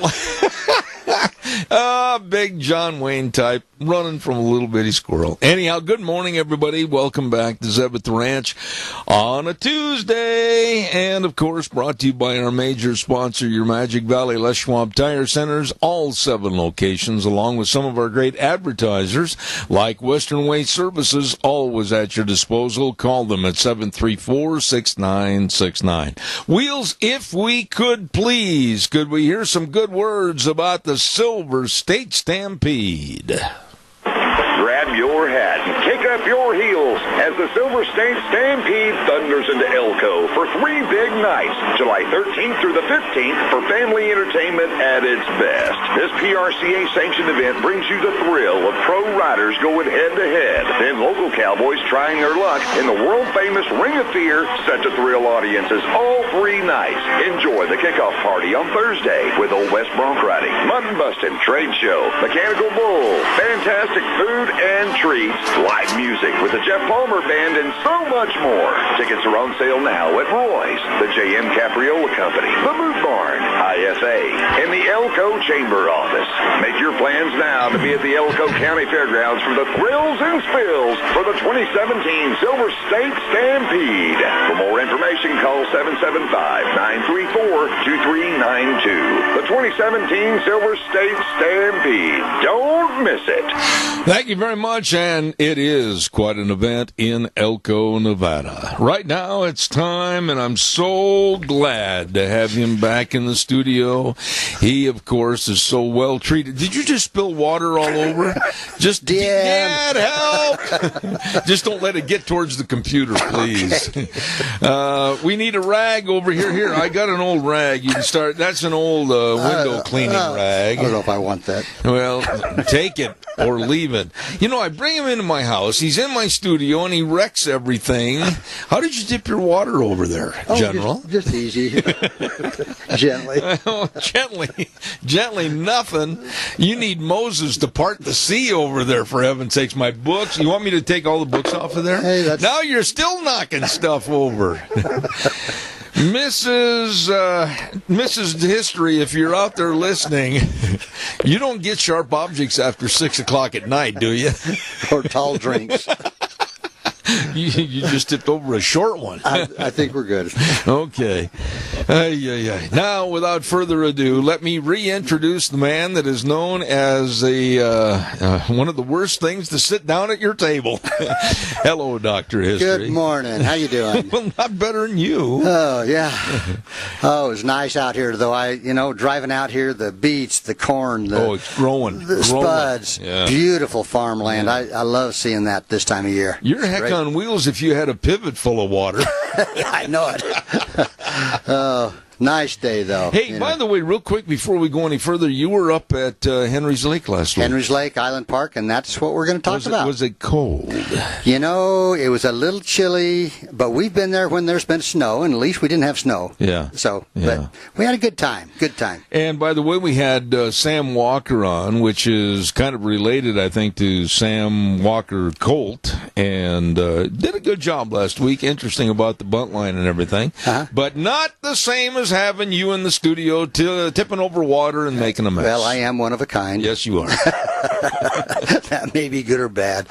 So, anyway, I just, there's a lot of people that come out this way and they look at the big places like Yellowstone and some of those places, but I want to take people to a little tour places that I think is definitely worth going to if you're out this way. And actually, in our campground where we were, there were some people from Indiana.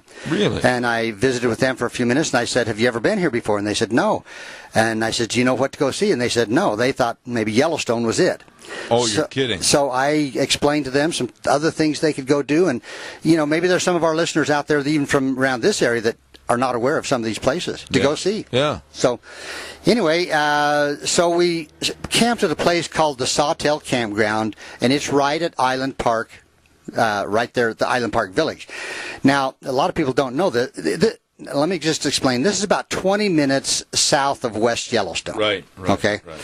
Now, a lot of people don't know this, but that Island Park has the world's longest main street.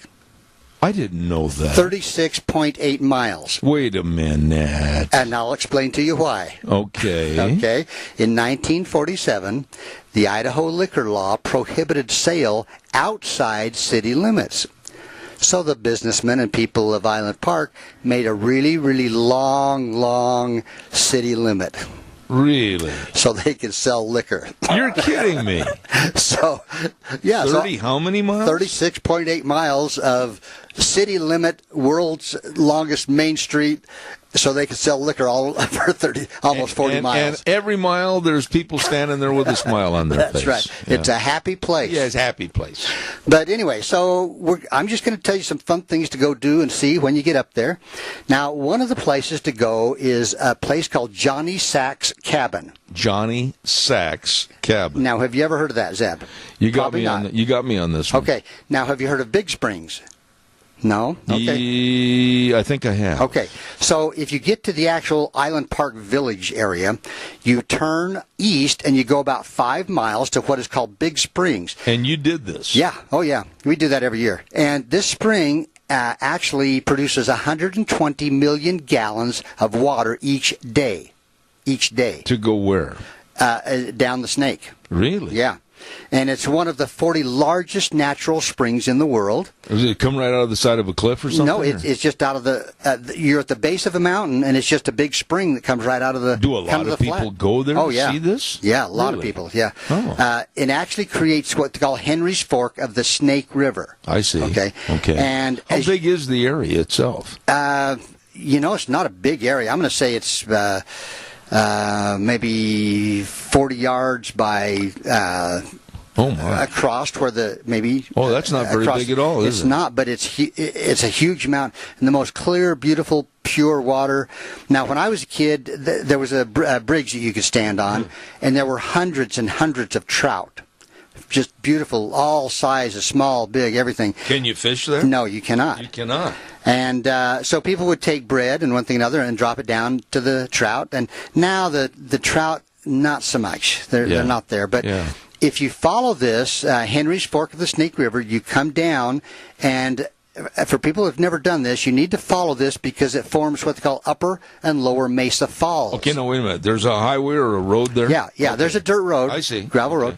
But if you go back out to the main road and head south, you can take a road that takes you past this Upper and Lower Mesa Falls, which is a spectacular falls, and they have a really fun kind of museum visitor center there where they have, for the kids it's great because they have all these furs or different things, and you try to guess what they are, and then you turn over a little thing, and that's a bear, that's a fox, that's a whatever. Yeah. So it's really a cool.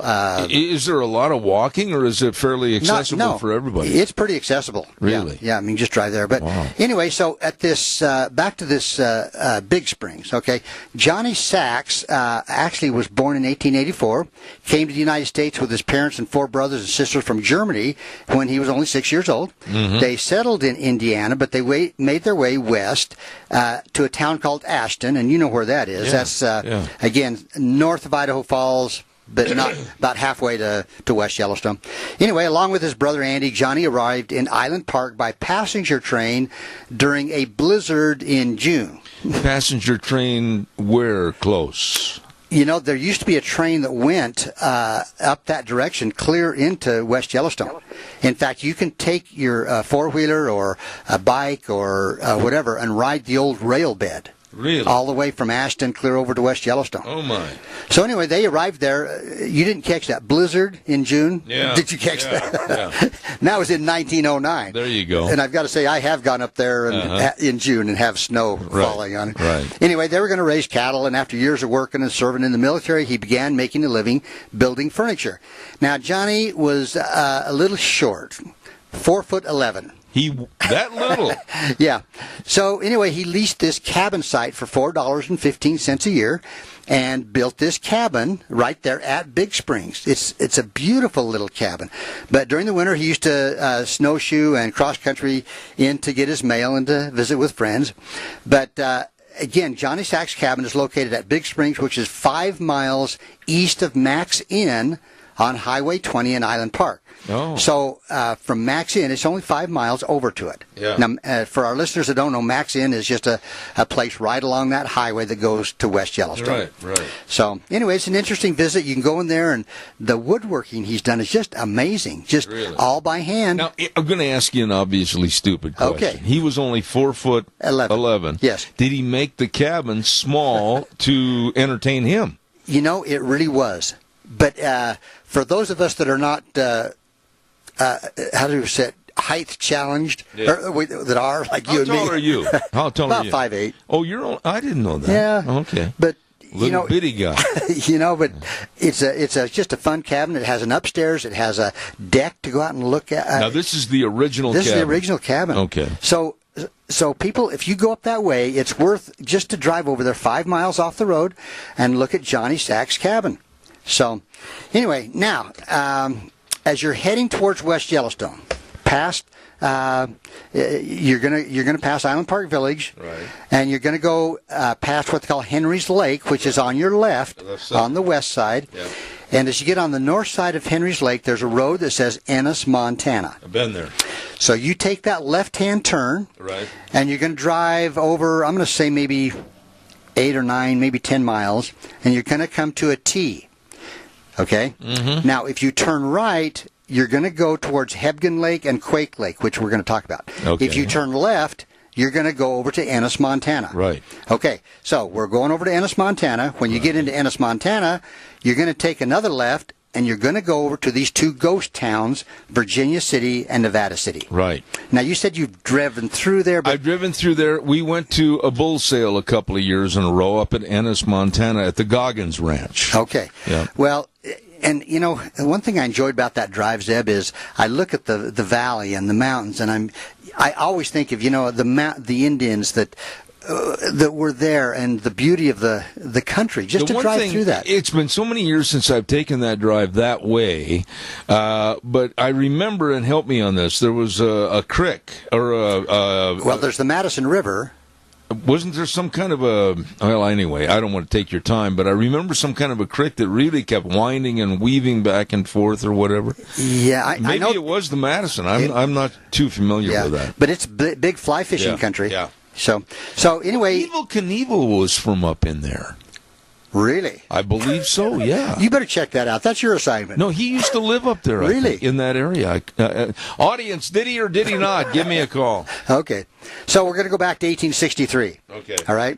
There's a group of prospectors. They were headed toward the Yellowstone River and instead came upon a party of the Crow tribe, and they were forced to return back to what they call Bannock, Montana.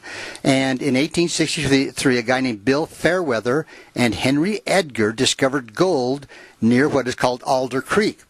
Now, what they did is they camped there for the night, and they went down to the creek to get water for the horses and for them, and they found gold nuggets just sitting in the stream, in this Alder Gulch.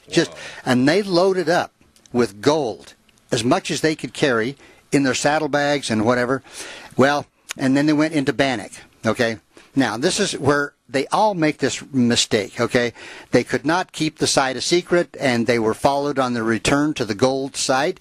And obviously, a mining district was set up to make rules about individual gold claims. Why were the early guys like that so stupid by going into a bar or whatever and saying, well, I found it right there? I would have given them a complete different location. You know, I don't know. I think they may have imbibed in a little root beer or something. You don't say. They could have. On the longest main street in the world. Well, within weeks, Virginia City was a boom town of thousands of prospectors and fortune seekers in the midst of the gold rush. And, you know, it was kind of a remote region. You've driven through there. And actually, it was part of Idaho Territory. But there was no law enforcement or justice, with the exception of, you know, the miners' courts. The miners usually set up a court in these, because that was the only law. So in late 1863, the great wealth, the lack of the justice system, and travel, which is kind of dangerous, there arose kind of a criminal element, which always does. Yes, it does. Yeah. Especially robbery and murder along the trails and roads to the region. I mean, you hear it time and time again. Some guy made a find, and he's robbed and killed. So anyway, so the road agents, or the robbers, became known, were ultimately responsible for up to 100 deaths in the region in 1 year. Oh, my 100. goodness. And this resulted in the formation of the Vigilante Committee of Alder Gulch and the infamous Montana Vigilantes. And you've heard of them. I have. So anyway, up to 15 of these robbers, or road agents they called them, were hanged by the Vigilantes in December 1863 and January 1864, including the sheriff of Bannock, Montana, an alleged leader of the road gang. His name was Henry Plummer. So I've heard of the Henry Plummer gang. Yeah. And so he was the sheriff supposedly, but was helping himself. Bad dude. Yeah. Anyway, the Montana Territory was organized out of existing Idaho Territory. So, and Montana's first public school was actually in Virginia City. Mm-hmm. Now, when you go into Virginia City, folks, here's what I'm going to tell you. Just park your car, walk up. There's boardwalks on both sides of the street. You just walk up and down the streets, and there'll be some stores, like for ice cream or food, and then every so often there'll be an old building, or that you just walk in and you can see, like a printing press, like.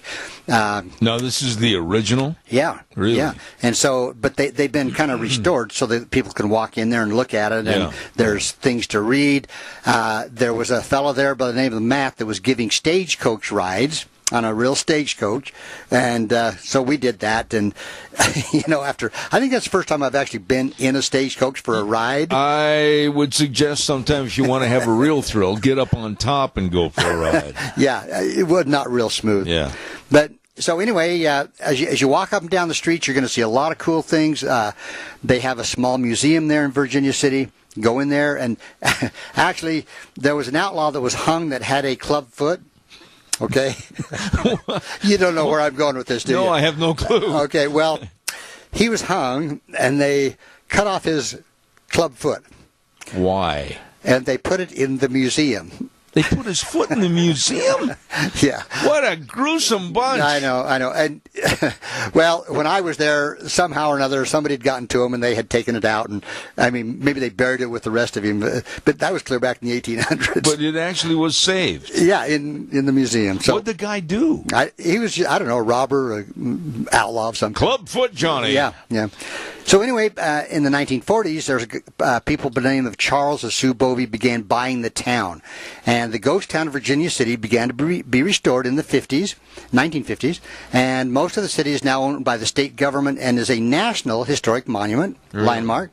Again, these open-air museums of nearly 300 structures, old houses and businesses, and about half were built before 1900. So they're just pretty much like they were. And as you go in, like I said, there's plaques and there's things to read so you know what that building was. In fact, one of them, they had an exposed beam, okay? Exposed beam. In the ceiling, okay? Yeah. And the reason it's exposed is because that's where they hung 6 guys that were outlaws. Really? They took them in this, usually you think of hanging outside by a tree. Yeah. Well, this was inside this building, and they gave them in the option of either, we'll stand on the soapbox and we'll kick it out from under you, or we'll just lift you up and just strangle you. No kidding. Kind of a gruesome thing. Yeah. Anyway, but you can actually take your kids and go gold panning. Really? They actually have a place where you can do that. Wasn't there something up there, and I don't mean to sound distasteful, but you had it on this program years ago about a 2-story outhouse? Yes. I'm not surprised that you remembered that. Yes. And now that's in Nevada City. Okay, so after my mind never quits working. I know. So you continue. Don't stop. I mean, after you've been to Virginia City, then continue about another 2 or 3 miles, and you come to Nevada City, and that's where you pay to go in, and that's where all these buildings and the double-decker outhouse. Yeah. I'm not exactly sure how it worked, and I'm scared to pursue it. And I didn't go in. I see. So, but anyway, in the 1880s, this was one of the richest gold strikes in the Rocky Mountain.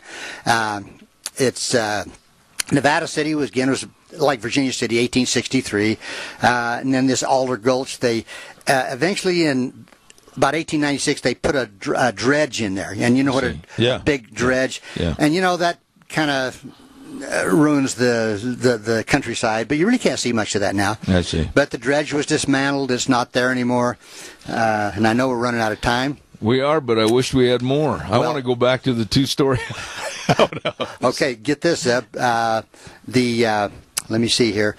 The first stampede of miners reached this. Alder Gulch is all these towns together. Yeah. Virginia City, Nevada City. But, and the population went to over 10,000 in less than 3 months. There was 10,000 people up there? Yeah, in less than 3 months. So they were living in dugouts and under overhanging rocks and cabins that hadn't been built. Wow. But the diggings were the richest gold placer deposits ever discovered, and in 3 years, $30 million was taken. And actually, I've heard... Is there still gold there today? I would guess there's got to be some. They're just harder to find. But they claim that they took over $100 million worth out of there. Wow. Okay. Now, I was going to talk. I know we're about out of time. I've only got a minute left. Okay, let me just tell you a real quick story. I was going to tell you about real fast. Henry Plummer. Of course, I can't find the papers now. I know you're so organized in that puddle of water over there. I got it. Okay. Okay. The story goes that there was a guy by the name of Bummer Dan. Uh-huh. Bummer Dan was begging drinks in the saloons in 1863 until, because he he did some mining, a little bit of mining. Well, Dan protested that all the claims were taken. Well, what happened was his buddy said, we're not going to let you buy any more drinks unless you go out and do some mining. Right. So they took him out and they said, nothing good is left. And so they took him out and he said, just start right here. So he started digging, and lo and behold, Dan found one of the best gold deposits. He sold the claim. He made a tailored suit with a secret pocket. He got on the next stage out of town, and on the way out, some outlaws robbed him and took all the money he had. No kidding. Poor old Bummer Dan. Bummer Dan. You know what? Let's kind of continue this a little bit next week. It sounds to me like you and your family had a really nice time. Oh, we did. Really good time. I wanted to tell you a little bit about Quake Lake. And let's get into that next week. So maybe we can talk about that. Yeah. Okay. Dr. History, you outdid yourself. And I know it wasn't the most pleasant weather, but you still had fun. Oh, we always have a good time up there, yeah. Good. Family and Excellent friends. job today. Thank you. Dr. History. Don't leave. I need to visit with you for a second. Hey, by the way, folks, I want to remind you about our Rupert merchants saying, come on over for the 4th of July week. Oh, my goodness. Rupert Animal Clinic at 200 South Highway 24 in Rupert. Rupert Animal Clinic is a full-service facility servicing large and small animals, and they feature the cutting-edge surgical cutting lasers causing less pain, swelling, and quicker healing. All of this and more. Really good folks that understand the care of your livestock. And it's time to vaccinate your horses right now to protect them from the West Nile virus. Don't forget to get a hold of Rupert Animal Clinic at 200 South Highway 24 in Rupert, 436-9818. Senator Kelly Anthon would like to invite everybody over to the square during the 4th of July celebration in Rupert and celebrate another year of great fun and festivities, from food, fireworks, horse racing, lawnmower races, and so much more for the Rupert 4th of July celebration. Come on over, and thanks to Senator Kelly Anthon with the invitation. And last but not least, Haruza Insurance at 723 South 3rd Street in Rupert. And believe me, they can quote your commercial and business insurance, auto insurance, home, life insurance, everything. They offer the best combination of competitive rates, coverage, and personal service in Rupert. Don't forget our friends at Haruza Insurance, 723 South 3rd Street in Rupert, inviting you to the 4th of July festivities in Rupert. Right now, we're going to take a little break and send it back over to our main studios. We'll be back in about 3 minutes. And now, back to Zeb at the Ranch on AM 1230 KBAR. To reach Zeb, call 436-2244 or toll free 1-866-927-4587. And now, here is Zeb Bell. Really quick, before we go to our next guest, I want to remind you on Thursdays, don't forget Cache County School Days with our sponsors, A Child's World at 1308 Overland in Burley, for all your baby clothing, baby furniture, everything. It is a family store serving you. A Child's World at 1308 Overland in Burley, along with the Ambulatory Surgery Center at 1344 Highland Avenue in Burley for your outpatient surgeries and saving you money on glaucoma surgeries, colonoscopies, and much, much more. Call them today and find out how they can save you money. Ambulatory Surgery Center at 677-8888, along with the Child's World, bringing you school days in Cache County.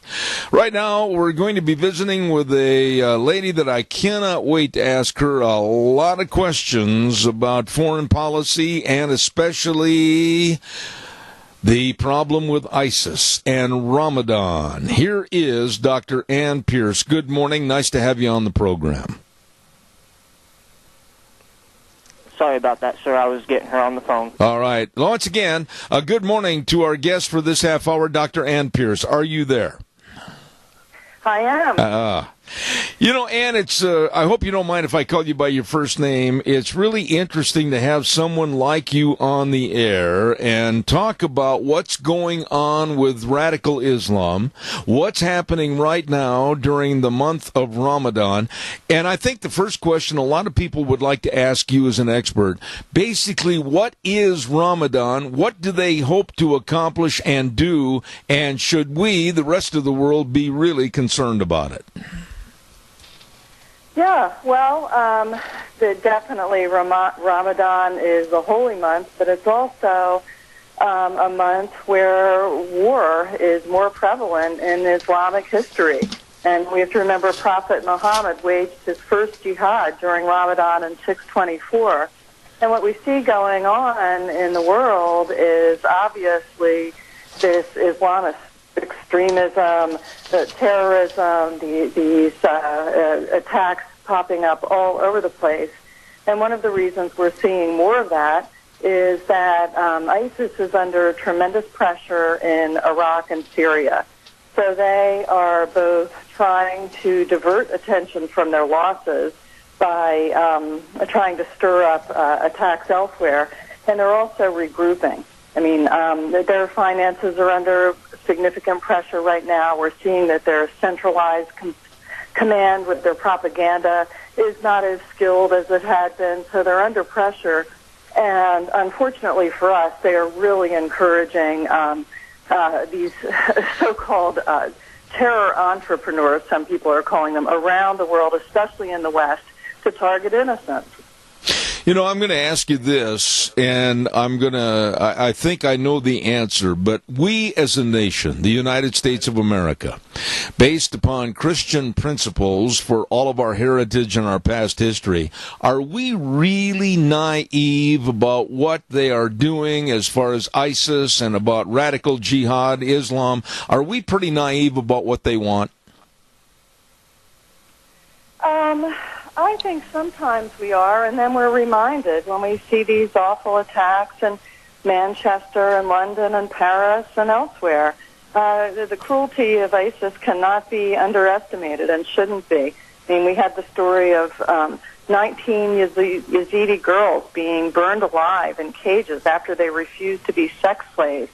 And we have these awful, awful stories coming out of Mosul and Raqqa where... in the case of Mosul, they initially, besieged by ISIS, were told to either convert or, be beheaded, raped, etc. Well, then it turned out that the mass executions and rapes and, the abductions of children happened anyway. So now these poor people, these Christians especially, are returning to their homes in Mosul, having the ones who were lucky enough to flee and get away from ISIS, are returning to their homes, finding that their homes and their businesses and their churches and their mosques were intentionally destroyed. So if they're still standing...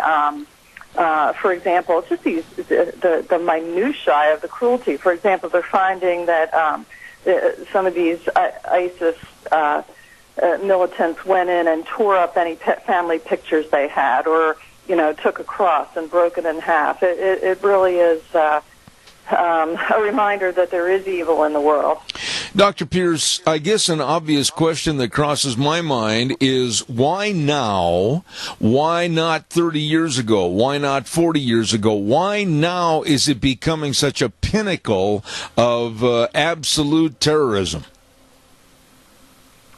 Yeah, well, I tell you, in my book, A Perilous Path, where I highlighted the moral and strategic deficits of Obama, Clinton, and Kerry foreign policy, one of the things I talk about there was that in 2008, the world was, by any objective standard, on a trajectory toward more freedom. The democracy movements were erupting all over, and various dictators were even coming our way to some extent. We forget, for example, that Prime Minister Erdogan at that time was in favor of Turkey being part of the EU and was moderate compared to most Middle Eastern leaders, and was actually sending a signal that he wanted to cooperate more. And I could go on, but what Obama, Clinton, and Kerry did was reach out to dictators and snub our democratic allies and pro-democracy groups. And, of course, there was just a tremendous vacuum created in the Middle East, and especially in Syria. And into that vacuum, Iran and Russia and ISIS went. And, there is now utter and total chaos and war and displacement around the world. And ISIS, these militants don't necessarily always join because they're already radicalized. Sometimes they're ideologically prone to an extreme form of Islam, and then they're radicalized en masse. Sometimes they're angry young men looking for an angry cause. I mean, some of the leaders of ISIS actually emerged out of Assad's prisons where they had been tortured. So I'm a big believer that we have to have all hands on deck in dealing with this, that we have to target their sanctuaries, which is the war approach. We have to focus on de-radicalization, which is the ideological approach, but we just really need better policies in the Middle East and elsewhere. We need policies where we know what we stand for and why we stand for it, and where we're supporting allies and, Yeah. strategically and morally sound policy is what we need. Well, Dr. Pierce, when you were doing the research for your book, A Perilous Path, what did you, as the author of that book, what did you learn more than anything else about Obama, Clinton, and Kerry that you didn't know before? Yeah, that's a really good question. I think it was the extent to which they were willing to treat our enemies and adversaries generously and treat allies and pro-democracy groups ungenerously, and the extent to which they were willing to downgrade America's defensive power, de-emphasize American ideals, and reach out to the world's worst dictators. It was my concern that those trends were developing that finally led me to write the book, which I wasn't planning on writing in the first place. But there was this worldview which really caused them to put the idea of a unified world over the idea of a world that projects American democratic principles and builds strong defenses with allies. And that was all based on this idea that somehow if we just tone down our American selves, tone down our defenses, that we could somehow find these middle-of-the-road compromises with the likes of Assad in Syria and the Kim Jong-un and North Korea and on and on. And, of course, that did not work out well at all. And by late 2015, you saw the Obama administration returning to concepts of deterrence and returning to concepts of valuing our allies because the world was in such a disastrous state by then. And, of course, now they take credit for that and claim that all along they were valuing our allies and on guard against Russia. Nothing could be further from the case. Russia was really enabled during most of those years Obama was in office.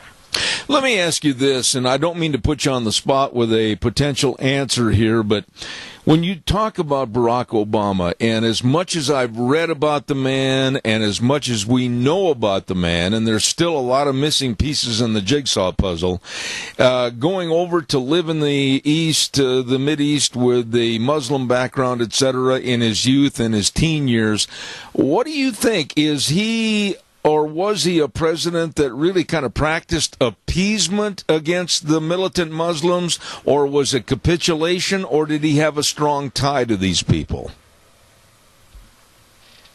What I will say is that it's impossible to look at what he did with Iran and not call it appeasement. I mean, I wrote an article for USA Today. It came out right when the Iran deal was hatched, and I said that we had given away way too much and received in return way too little. Well, since the deal was hatched, we need an Excel sheet to keep track of all the secret concessions, side deals, and payouts to the Iranian regime. And we keep learning about more and more deals that we didn't even know about a couple months ago. We've learned that the Obama administration agreed to a secret deal letting Iran install advanced centrifuges. A couple months ago, Politico came out with an article showing that Obama released Iranian prisoners, saying that they were not charged with terrorism or violent offense offenses and that he was releasing them as a goodwill gesture, and yet these men were part of an illegal network supplying Iran with microelectronics for applications for surface-to-air missiles. And we just keep learning more and more about the extent to which Obama and his team in the State Department were willing to go. And now more and more is coming out. Everyone who's really studied it knows that they totally dropped the ball in Syria. The Assad regime is one of the most cruel, devastating, destabilizing, and genocidal regimes the world has ever seen. And that movement against him really did start out as a pro-democracy movement, and as of 2012 was still predominantly very much a pro-democracy movement. But as I said, into that vacuum, Iran and Russia and ISIS and Hezbollah went. And Secretary Kerry went along with one Russian deal after another that served the end of buying Assad time, often just when time was running out for Assad. And I always approached it mostly from a standpoint of enabling Assad by way of also enabling Assad's enablers, Russia and Iran. But the more you look at it, the Iran piece gets really big. They did not want to do anything to disrupt the Iran deal. So the fact that Iran was supporting Assad meant that we were going to be low-key about that whole cataclysm over there. We have a caller with a question, and believe me, I've got a lot of questions in a short period of time. Caller, go ahead quickly, please. You're on the air. Well, you say they dropped the ball. I say to myself, or to whoever will listen, the intentional destabilization was meant to be by them. I guess, I guess it was getting so destabilized that they feared that, let's face it, these people were destructors. I'll hang up. Go ahead and respond to the caller, if you would, please, Dr. Pierce. Yeah, you really do start to wonder when you see, initially what I was concerned about was this policy, which had so many moral and strategic deficits, and every humanitarian and strategic proposal that came along the way of the U.S. that would have potentially really helped the situation there, from France's proposal for a humanitarian corridor to all kinds of congressional proposals for stronger sanctions, to arming very carefully vetted rebels early on before the situation became so complex. And no matter what the proposal, it was turned down by this administration. So it's easier to look at their policies in the beginning and say, well, they didn't realize how bad this would get. But what really became egregious was toward the end, when you still had Secretary Kerry going over there and talking with his Russian counterpart Lavrov and making deals that affected all those lives of innocents and civilians over there that really, as I said, had the end result of buying Assad time. I mean, he was quite close to being out of there multiple times, and these so-called peace deals in Geneva always benefited the regime. I am so sorry that my phone is making these noises. I missed. That's all right. Missing the ball. I missed the ball and picking up the other one. I'm sorry about that. And let me ask you: you used the word "concerned" a few moments ago, and that helped me phrase this question. With all the knowledge that you have from writing this book, A Perilous Path, are you concerned, or are you downright scared of the knowledge that you've learned that the rest of us don't know, and the naivete attitude of the American public? Scared or concerned?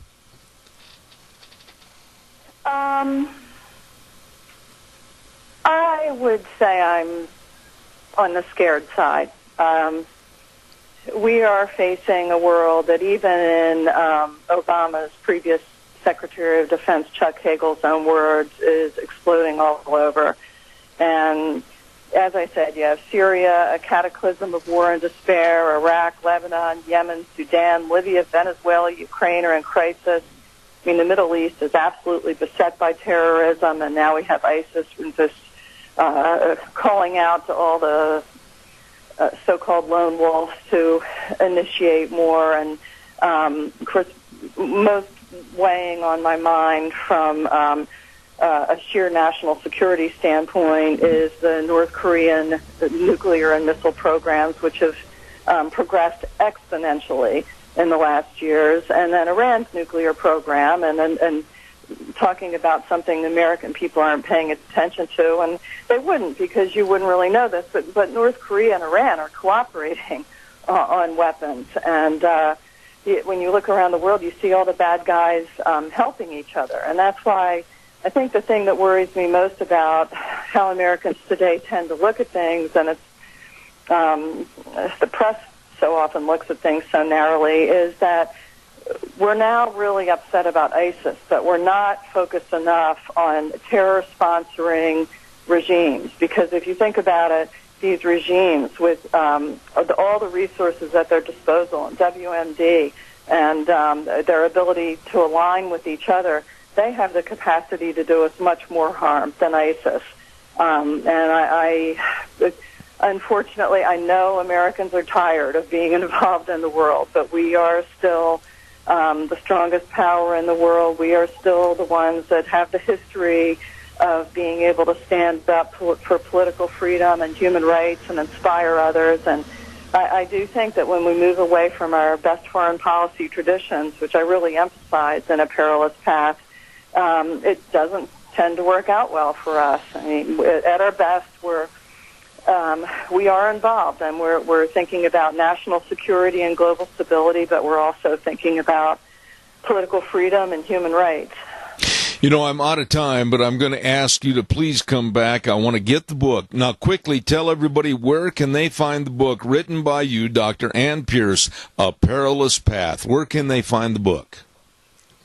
Yeah, so Amazon or Barnes & Noble or through independent bookstores, you can order it. And I do have a website. It's Ann with an E, middle initial R, Pierce.com. And I have a lot of my recent foreign policy articles focused or posted there, rather.